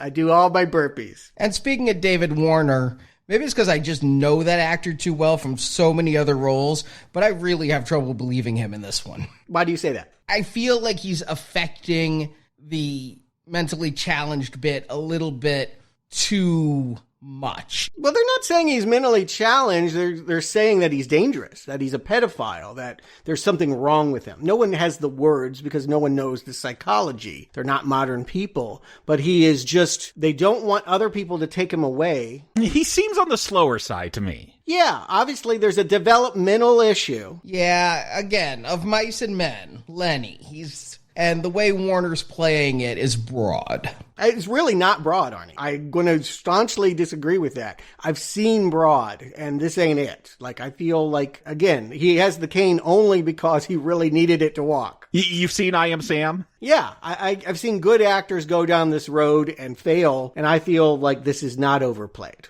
And again, we don't even really know, other than some kind of developmental hang-up, what is going on with him, which makes him dangerous. Again, on a certain level, you want to be able to trust this guy, but at the same time, when, we get to this church function, and Janice wants to, after David rebuffs her, she wants to run off with Henry, we know that this is where things are going to really turn tragic. David Warner's a good actor. We've covered him recently with Titanic. Star Trek V. He's always playing the villain. It's weird that we're being asked to think of him as possibly good here, or like maybe not capable of what he's being accused. But he does kill. He will ultimately, because he's afraid of the Tom mob that is combing the streets looking for him, he will crush this girl and snap her neck. The heat of passion. Just like Lenny. Yeah. Again, is that really, are you angry at this movie for taking from Mice and Men? So blatantly and not even bothering to cover it up a little bit, yeah. I mean, she's not dressed in a bunny suit. Or are you just not liking this movie and then taking your pot shots where you can? Because I feel like if you were liking this movie, you would just say this is an homage. Yeah, because that is my reference. I'm like, oh, Mice and Men. Wrote that down, underlined it, moved on. Yeah, they obviously don't think they're pulling one over on you. They know everyone had to read that. And if they got through high school English, you probably know the story. I think that they're utilizing that. That's a piece that it's not theft. They know you know. Well, let me ask you this, just to get the last of my complaints out of the way is, what do you think of the technical aspects of this film? Because it was hurting my ears. And this is the Criterion edition. The sound of this film, just the vocals and such, were scratchy and muddy. And I've seen a lot of films from the late 60s and early 70s. You can have professional audio in those, The Godfather as an example, and The Graduate. And this sounded awful and didn't look great. I mean, well, I would say that certainly by this point in the movie, it's an onslaught. Just to watch this movie is painful. When Amy is now having PTSD and we're just hearing all those noisemakers and kids screaming and the cutting is so rapid, it's crazy making. It's all I can do to keep watching the screen. It's so intense. But again, the artistic intent is to be putting you in her mindset. Again, I would argue she's the main character. You are supposed to be thinking about what she's going through. No, I'm saying from frame one, the audio was bad, though. I did not experience that. I mean, it's the 70s, and I would say that part of Peckinpah's trick, the way that he gets his performances, the way he manipulates people. He does a lot of things off the cuff. Part of the reason why his things are fast edited is that, yes, he likes subliminal imagery and violence. And part of it is a lot of his stuff wouldn't cut together because he's always just like running and gunning. He's always just like,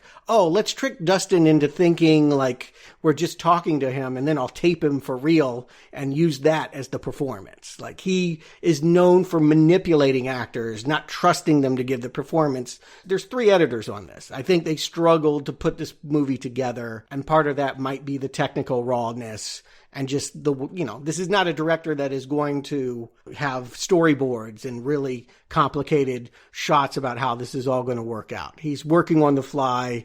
He's instinctual and improvising. Yeah, this doesn't look shiny like a Marvel film. It feels like a 70s film. It looks like one. It sounds like one. Again, I said The Godfather. I'm not talking Avengers. The Godfather, The Graduate. Yeah, this feels like 70s. This is grainy and dark. And I would only put this back to you and to say, but did you not feel that way about Last House on the Left, a movie you recommend? I did, and we brought it up during that podcast. We hadn't discussed the technical aspects of this, which I found very difficult to enjoy. But any different than the Craven film? No.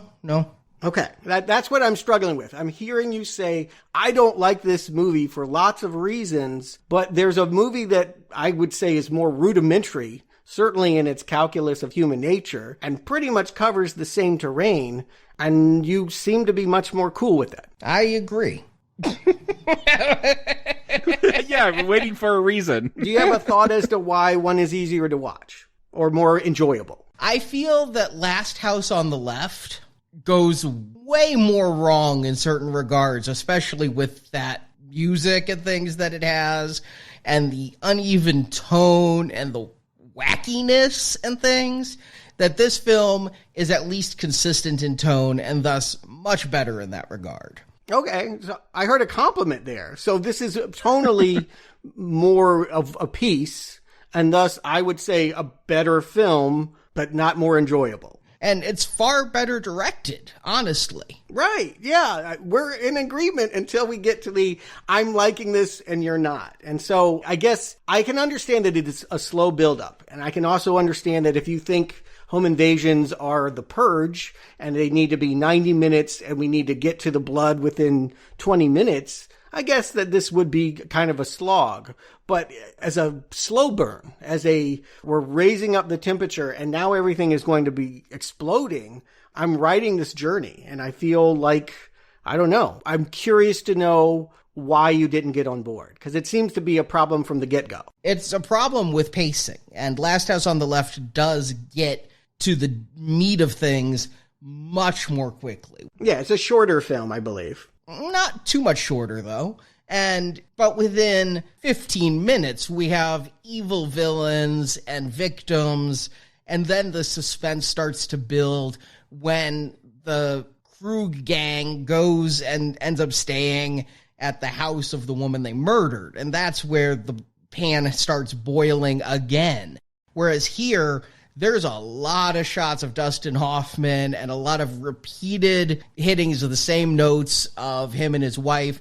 Now, I'm not saying whether or not I'm recommending this film, and you're jumping to a conclusion in that regard, but I will say that the first hour of this movie could have been much better if it were the first 45 minutes of this movie. Okay, I can understand that. Well, I guess the reason why I'm jumping to that conclusion is, again, I've yet to hear a genuine, impassioned compliment. I'm hearing, I'm bored, this is ugly, I don't like the sound, and I don't like these people. And I kind of get it. And this is something that happens on Now Playing when there's 3 people and 2 are praising the hell out of something, and the third person agrees with a lot of what's been said, but also has another opinion.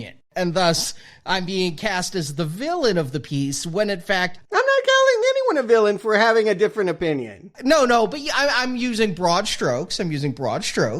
You have a different opinion. It is not making you bad in my mind. But I agree with a lot of what's been said, including the disgustingness of the rape scene. And I went on at length about how I can empathize with Dustin Hoffman's character's journey here. But not Amy. Amy is a difficult one. I don't feel like Amy is well enough defined. I really don't. And then at a certain point, she becomes a prop. Why are you saying that? I've literally been telling you how she's in the center of all of this, her old world and her new, and which way she's going. But I don't feel like the movie does enough with that to make it impactful. At no point does any of this that we're discussing impact the overall plot. It impacts the viewer's interpretation of events.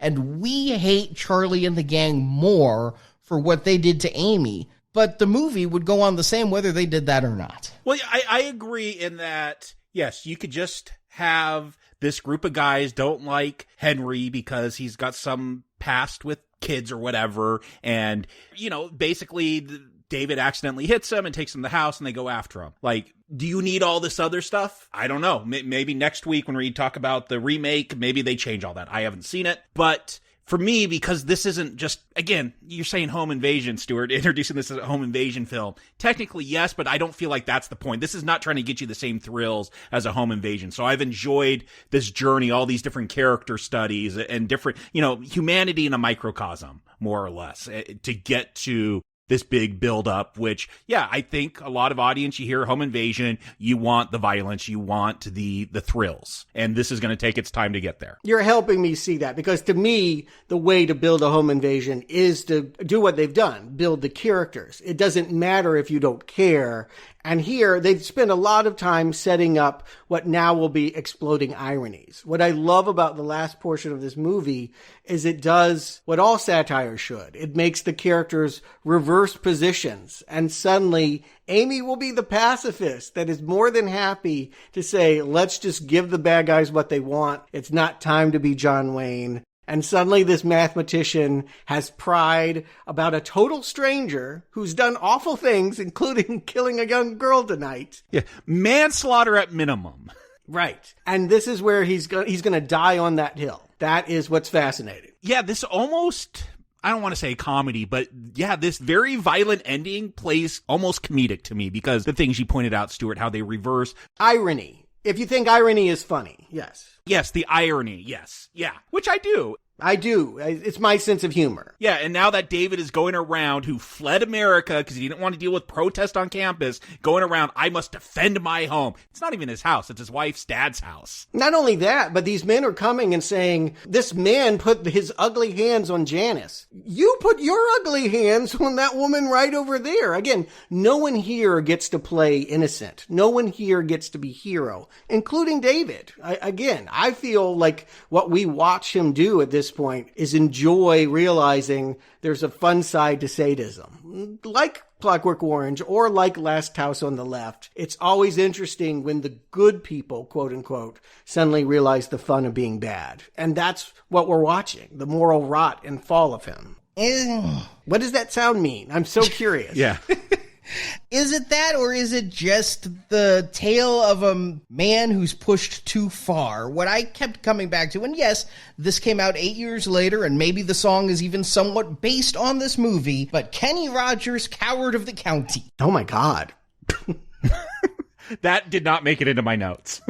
I wasn't thinking about it, ever. But it's all about a guy who turns the other cheek because his dad got in fights and died in jail. And so this guy is considered a coward by everyone in town. And no matter what they do, they push him and they push him and they push him. And he will not fight back. Then they gang rape his wife. Yes, that's in a Kenny Rogers song. They gang rape his wife. And then he goes and kicks all their asses. But that's not why David has changed. He doesn't even know. No, I know, and I forgot that coming back. I think this is an old story. What pushes someone to violence? Like High Noon, you could cite that. Like pacifist, that's going to have to pick up the gun by the end. Like that, what gets you to that point, though? What gets you to go against those ideals? Like this mathematician there's a glimmer in his eye when he comes with the idea to heat up some oil. Like it seems like he's very excited about that when this is someone that hasn't wanted to confront anyone at any point in this film until now. But is it that he's just been pushed too far? I mean, you guys seem to think that, like, it's this moment of him unleashing the inner beast, but what would cause him to do that? I think what this film is saying is that is human nature. You don't have someone be a mathematician that wants to sit in an office all day looking at a chalkboard turn violent. You could have anyone turn violent. It's who you choose to do that. And so, yeah, to me, I think this film is saying that violence is nature. So it doesn't matter high up you are or how low you are, you're at some point going to turn to violence. I think that is the viewpoint of either Peckinpah or just how this final film came about. Violence is our nature, and that's where we're all going to end up. Well, here's the way I look at it, because I agree with you. What is the straw? Where does David break? It's difficult to name exactly the point. When they first come pounding on his door, after he's run over Henry and brought him into the house, and his wife is naturally flipping out, but he doesn't know it's because she's been assaulted, and this is all very triggering. He is trying to see their side. He's like, I know you guys must be upset, but you need to just go see Janice, and, they break a few windows. He's not really triggered by all of that. I really think it's two things. One, he likes the abstract. He likes the mathematics of it. It's the fact that it is a stranger. The fact that in the end, like, it isn't his cause or a cause that he knows. He really likes to count, like, how many he's going to have to go against, yeah. It makes it easy for him to turn this person into a beacon of innocence. How dare you try and kill this innocent man that I know nothing about? If I knew anything about him, I wouldn't be able to defend him. Because I don't, I can. Yeah, that's what I found interesting. There's no talk of justice. Hey, he says, yes, wait till the major gets here, but it's not like, hey, this man deserves a trial and he tells him to go find Janice, but it never feels like it is there to protect Henry. It's almost like, okay, this is when I get my chance to stand up against these guys, and this is the, where I'm going to take that stance finally. Yeah, the fact that it's over Henry is so odd. That's the irony, yeah. Yeah, but also what makes it so interesting is the fact that he couldn't do it for his wife. He couldn't even do it for himself, but he could do it for this principle, this abstractness that he doesn't even know and who is guilty of what they want to kill him for. The ironies are thick. Does anybody know what happened to Janice for the rest of this movie? No, they never figure it out. Yeah, okay, I didn't think so. No. And in the book, the Janice character lives, so they added that extra irony as in the end, it was all for naught. But yeah, here he is very guilty of what they should kill him for, and I don't know, it'd be curious to know if the major showed up and said, yeah, we found Janice's body, what David would do. But because he never knows Henry's capabilities, it's just this abstract thing that he can defend like a math problem. And then, of course, when the major is killed, the reason why he really is able to go savage is because he knows there's no way other than that now, that these people are not going to stop. They've gone too far, and they will not only kill Henry, they'll kill them all. It's eye for eye. Yeah, I mean, I do think part of it is this is the first time David's been fighting for a life. I do think he knows they're going to kill Henry. And himself, and her. I mean, again, once the major is dead. Yeah, once the major's dead, then David's screwed. The law, yeah. There's no law anymore. The man that keeps the law is like been gunned down in a skirmish with Tom.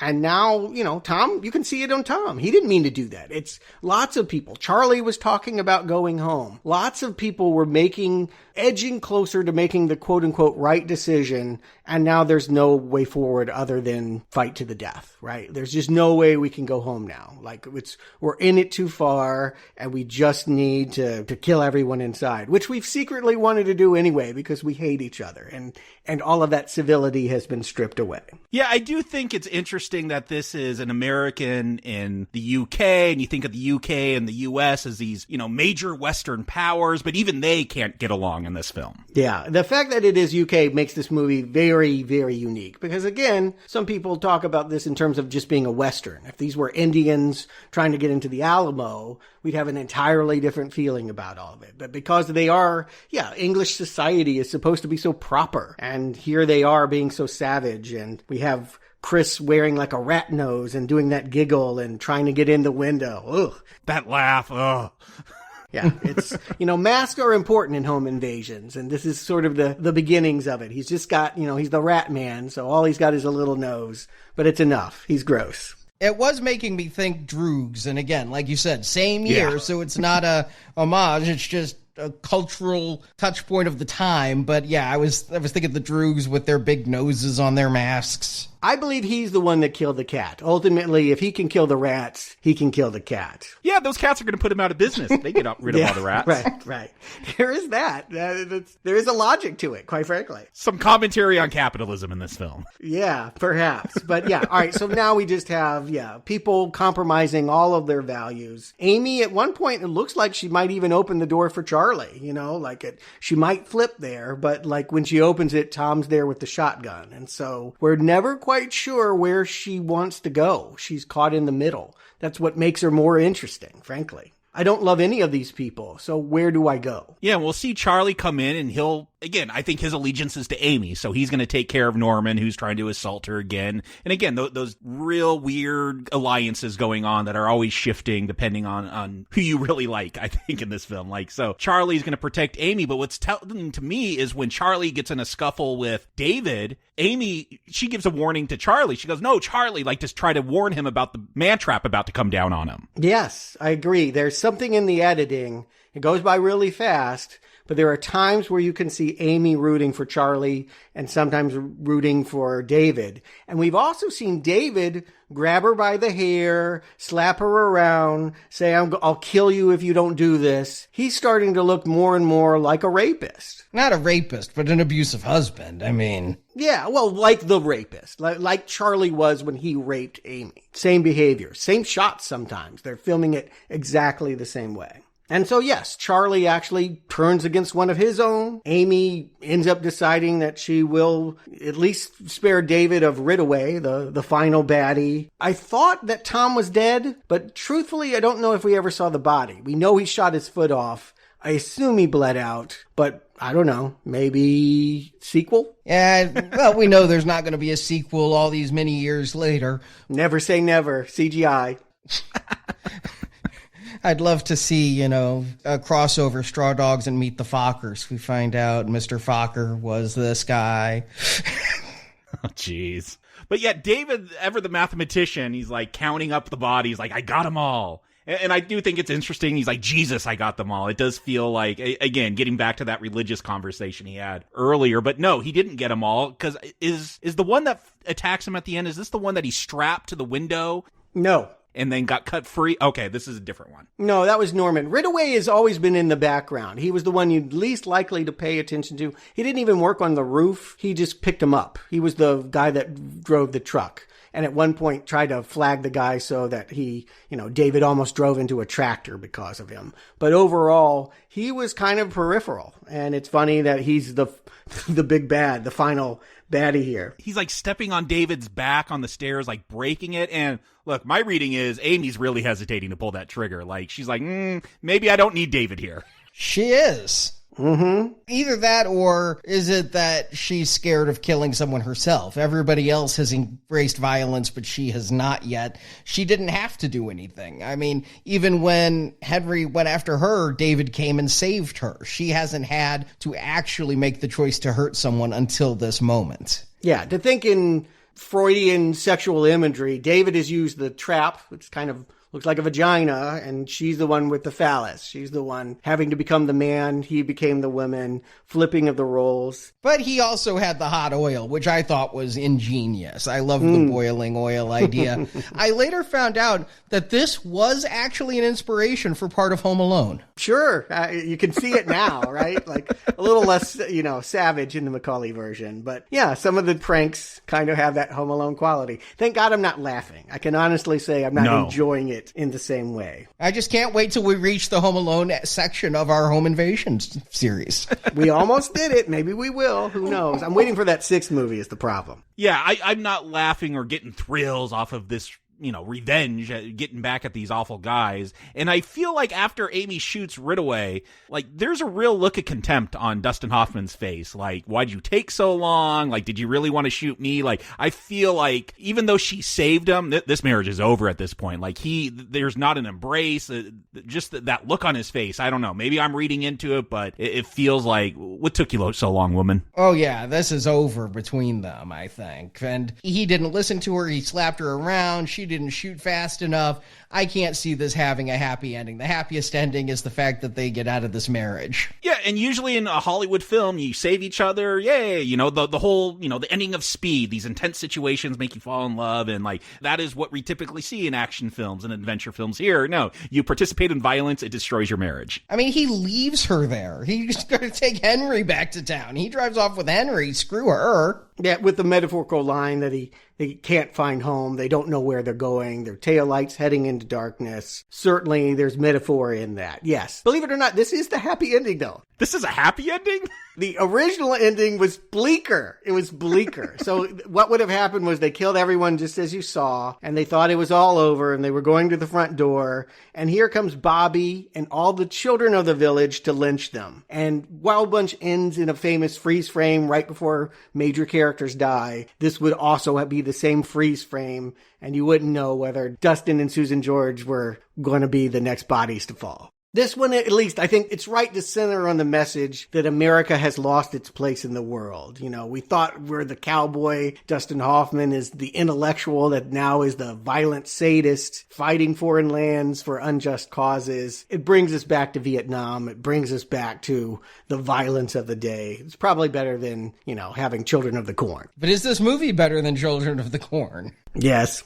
Jakob, Stuart, do you recommend Straw Dogs? Jakob. Yeah, obviously this is better than Children of the Corn, but no, what draws me to this film, and again, it's a hard one to watch. It's one I watched once and never planned on watching again because, yeah, I have a small category of films. I think we all do, like, good films, but too intense. Like, don't want to go through that again. But I'm glad I did because, yeah, the first time I watched it, I'm expecting that home invasion story. That's all I really knew about it, and there's some tough rape scenes, but, all the character work, okay, let's get to the home invasion. Like, that was kind of my mindset. Watching it this time, I found it's 3/4 interesting character studies to me, and then, yeah, it erupts into violence. And sure, this is a Rorschach test. Like, it probably says more about me than this movie is saying that, yeah, I read into this film that this is about the fragile nature of humanity, how quick we are to go to violence, and it doesn't matter how much you understand about computers or radiation or even God, violence is our nature, and that's the dark path for civilization. But I think this film does a really good job at making that point, and art doesn't always like to give us comforting answers. Like, that's something I found fascinating in all kinds of art is, yeah, sometimes I really like something even though it's got a really dark, uncomfortable message that doesn't,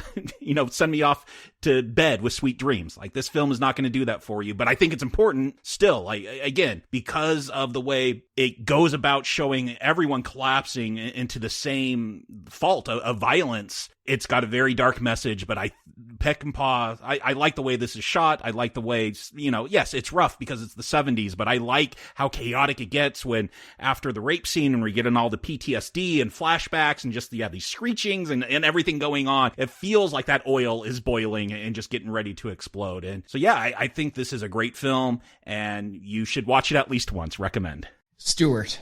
Yeah, when Hoffman is asked about the film, he always asks people to think of it in terms of a classic Western. That's what Peckinpah made. He just transplanted that to the UK. Don't call it a spaghetti Western, maybe call it a bangers and mash Western, but that's what this thing is. When Susan George gets asked about this film, she describes it as a drama, as a love story. You're watching two people try and work their relationship out. I would also throw out that this is a horror movie in which the monsters come from outside and within.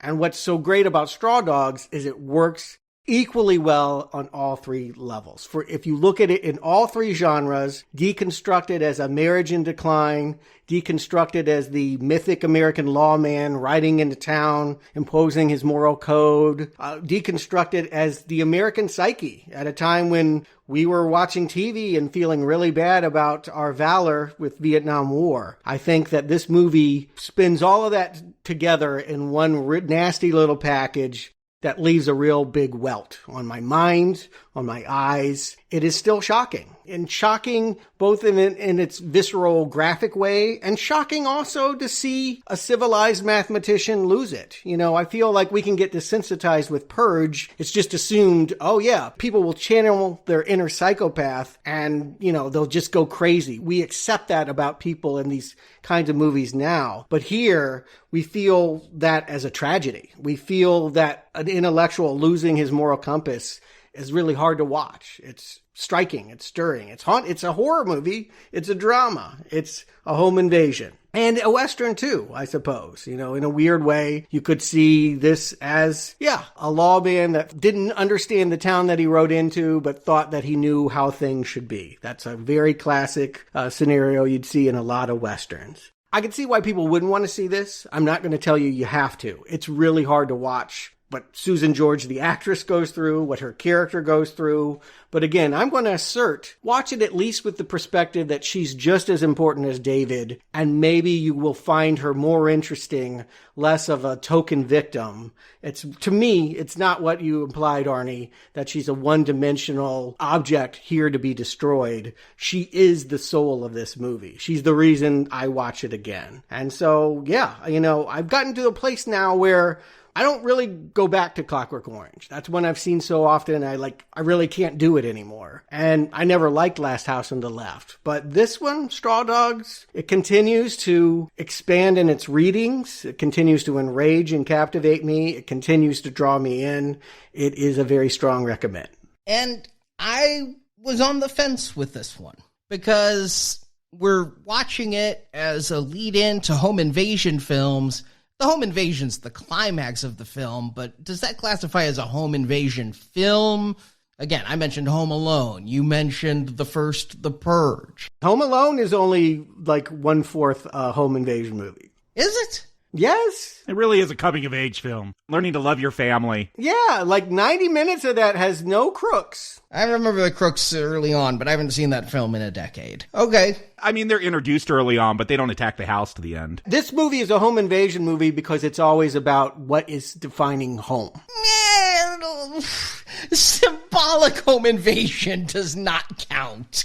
I mean, it's a part of it. I don't know that I would be as into this movie if you cut to the quick and showed the end if I hadn't had the build-up. I don't think I would have. It requires the journey. Yeah, I find all the build-up interesting. And I actually find that when the home invasion stuff begins, it's over too soon for all the build-up we had. There's a lot of build-up, and unfortunately, I've really struggled to see your way on this, Stuart. I've really re-evaluated my viewing of Straw Dogs from when I watched it a couple nights ago and tried to see Amy as a central or even more important character, and I just can't do it. Maybe it's the performance, maybe it's the writing, but it's not the performance. Susan George is great. I found her very off-putting, but I guess it could be the character I wasn't liking, and she was doing very well in being an off-putting character. Yeah, let me agree with that. In case you think that I'm saying somebody here is a hero, nobody is likable. She is not likable.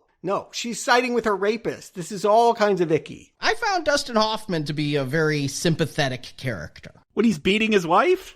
Look deeper. He was a bit harsh, but when he was yelling at her before the invasion, beating his wife during the invasion, not exactly the right tone, but also you have murderers coming in. it was the 70s. It was more okay to slap a hysterical woman to get her out of the hysteria. But what kept hitting me is I'm like right on that fence. I mean, there's good things in this movie. I felt like it was too slow, but I did come back to Last House on the Left.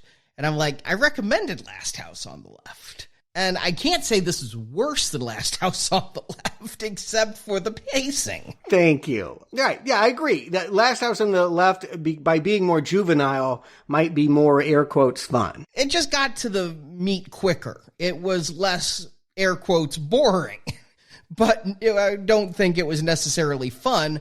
And then the revenge on the killers was more fun than the brief oil potus interruptus we get here. Even the use of the man trap over somebody's head, which was coming a mile away, wasn't as enjoyable as it could have been made in the ghoulish hands of a craven. Yeah, but and let's underline that. Peckinpah doesn't want you to enjoy the violence. You're never to cheer when someone dies. Yes. So I'm eking it over to weak recommend. I mean, it definitely has positive aspects, and I'm not just doing it because of apples and oranges comparisons between two movies. I think Dustin Hoffman's really good in this. I do think that there are relatable positions, and I like the characterization of the townies. They're a fun group of stereotypes to watch. You know, and I don't mean like fun as in rapists, but just, you know, especially Tom in the early scenes. You can get that he's dangerous, but it's a fun performance to watch. But classic that everybody has to watch, man. But is it better than Children of the Corn? Yeah, it's better than Children of the Corn.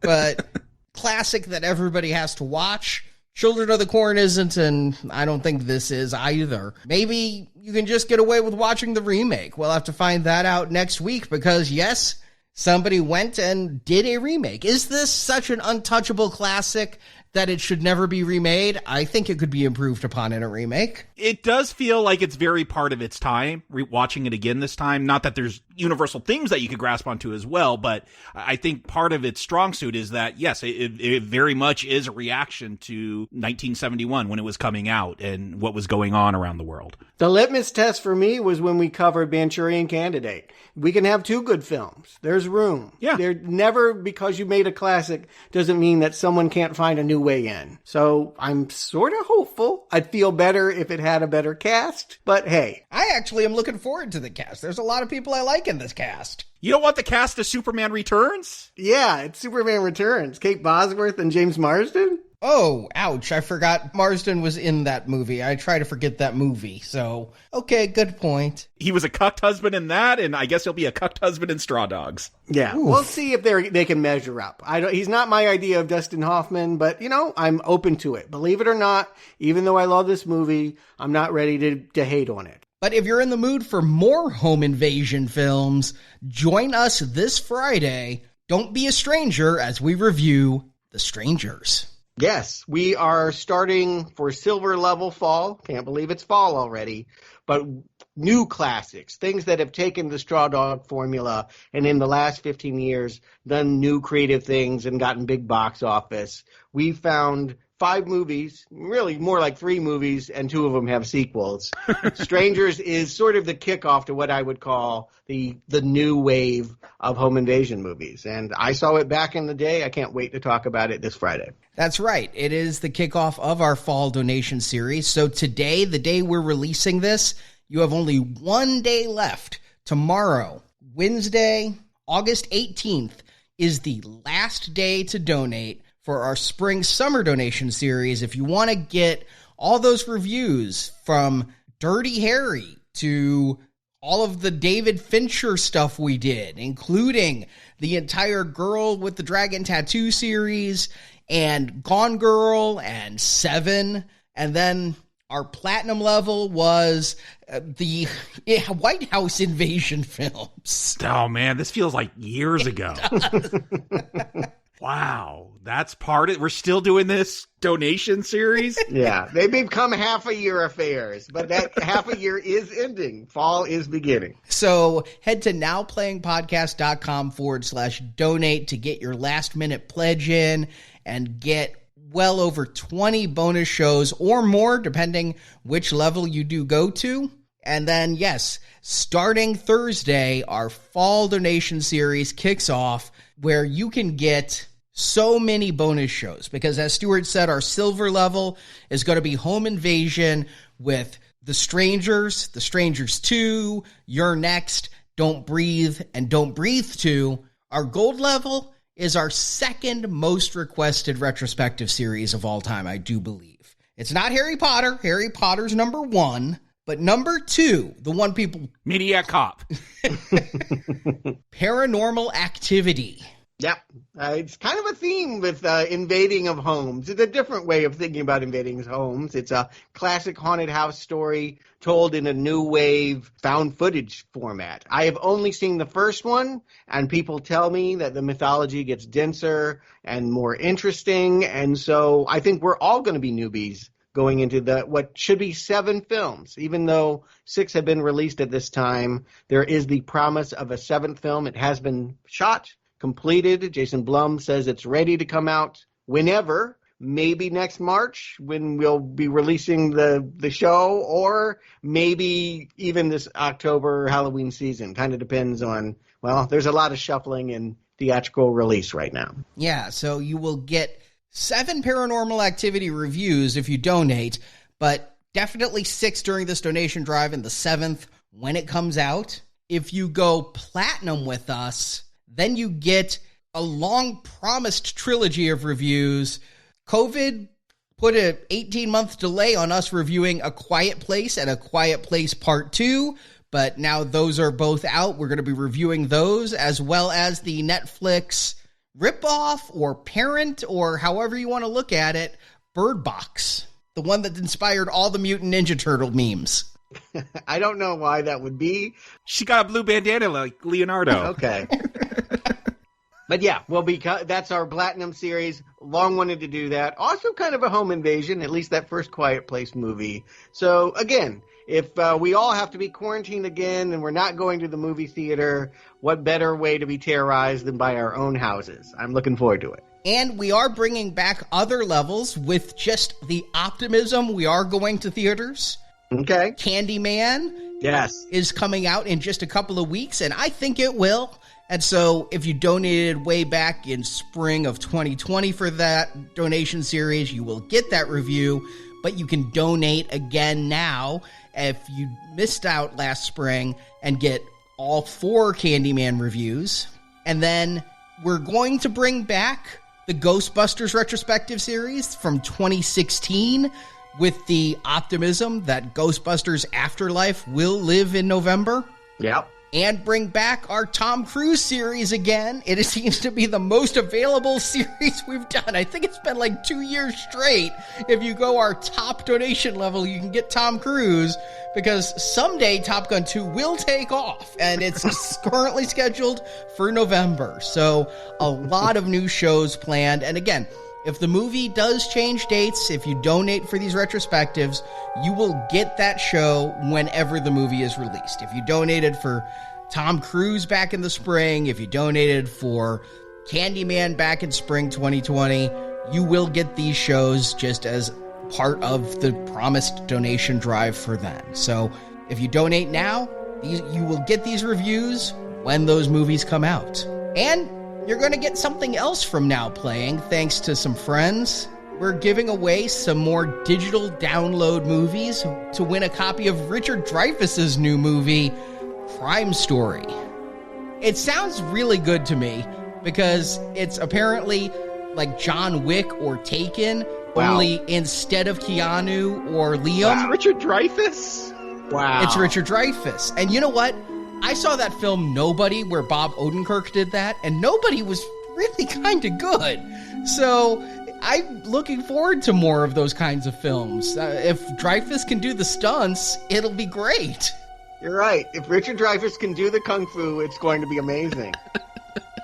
The giveaway for Crime Story is happening now, and if you're in our Facebook group, you're already entered, as well as if you are a subscriber to our Now Playing In Focus newsletter. Those are the 2 ways to enter. If you subscribe to our newsletter, the sign-up's on our homepage. Jason puts out weekly content contributed to by everybody at Now Playing, both in front of the mic and behind. And you could just get more news and reviews from us at Now Playing by signing up for this Now Playing In Focus newsletter. And if you join our Facebook group, which I'm going to be 100% honest, I'm not just like pimping us. This is the best Facebook group I've ever been in. Most of them are train wrecks. I love the people in this group. It's a lot of very friendly, very civil conversations about movies, plus some funny memes from time to time. Or a lot of memes when Fast 9 comes out. So you can join that group. You're entered to win a second time. And we will announce the winners for Crime Story on August 22nd. So please join us on Facebook. Great conversations. Join us on the newsletter. Really great content there. And join us this Friday with our donation drive for The Strangers. A lot of new, exciting content for you. And Stuart has the schedule set into 2023 in certain places. That's just all the movies from 2020 that keep getting pushed, right? Yeah. Some of that is just a cut and paste job, Arnie. But yeah, we have the schedule. We're always updating. If you want to hear us get to a lot of new stuff coming up, including, yes, that #1 most requested retrospective series, hopefully you can support us now so we can keep going and Now Playing on and on. Thank you for your support. Thank you for joining us for this totally free Tuesday show. Again, it's donors that allow us to do a new free show every single Tuesday without fail for over a decade. Crazy. 520 some odd weeks. And Jakob, Stuart, thank you for joining me. And now, come on, Henry, we're going home.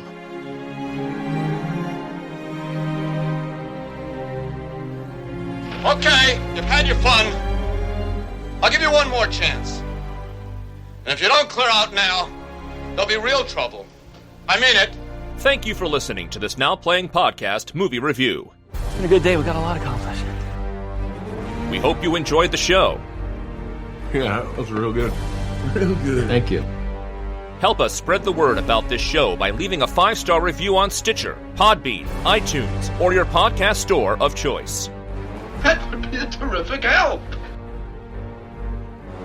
Want more reviews like this one? In the archives section of NowPlayingPodcast.com, you'll find more than 1,000 in-depth movie reviews from our panel of hosts. Come on, catch up! On our site, you can hear reviews for every installment in the world's biggest film franchises, including Star Wars, Batman, James Bond, Middle-earth, Jurassic Park, Fast and Furious, and the Marvel Cinematic Universe. You ever do horror films like that movie Saw? Or action film? And come back to NowPlayingPodcast.com next Tuesday for another all-new movie review podcast. You've had your fun. Pay the man and leave. Support from listeners like you keeps Now Playing Podcast on the air. Oh, we can take care of our own here. Usually do. You can donate directly by tapping the support button at NowPlayingPodcast.com. Yes? How much? Oh, reasonable. And you can join our Podbean crowdfunding campaign for early access to new episodes, exclusive reviews, and bonus reviews. There was once a time, Mrs. Sumner, when you were ready to beg me for it. Need more Now Playing? Subscribe to our In Focus weekly newsletter for exclusive digital download giveaways, celebrity interviews, behind-the-scenes insights, and more. Sign up through the subscribe page on our website and get it delivered to your inbox every Friday. You want to stay here? This is what we do on Friday nights. You can also compare notes with us on Letterboxd. Go to letterboxd.com/nowplaying to see what our hosts are watching when they're not recording podcasts. And follow Now Playing on Facebook, Twitter, Instagram, and our YouTube channel. Where are you going? David? Where are you going? Now Playing Podcast is produced by Arnie Carvalho. Son of a bitch got some man in him after all. Associate produced by Jason Latham. He's a good man. Now Playing is edited by Heath and Arnie. Come on, lads, work to be done. Now Playing credits read by Brock. Run away with words. The opinions expressed in this podcast are those of the individual hosts and may not reflect the views of Venganza Media Incorporated. Just a little redneck wisdom for you. Venganza Media Incorporated is not affiliated with, and this podcast has not been prepared, approved, or licensed by any entity that created the film analyzed herein. All movie clips and music included in this podcast are the intellectual property of their respective copyright holders. They are included here for the purpose of review, and no infringement is intended. We're all in it now. Accessories we are. That's the law. Now Playing Podcast is an exclusive trademark of and may not be used without the express written permission of Venganza Media Incorporated. Now Playing is a Venganza Media production, copyright 2021, and no part of this show may be reproduced, repurposed, or redistributed without the written permission of Venganza Media Incorporated. All rights reserved. I don't know my way home. It's okay. I don't either.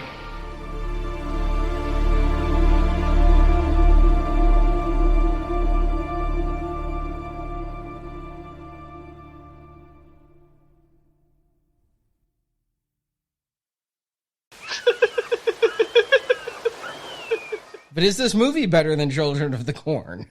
Yes. Jakob, Stuart, do you recommend Straw Dogs? Jakob. That should be our new recommendation system. Is it better than Children of the Corn? I'd like so many more movies. Yes. I know. Be so many recommends.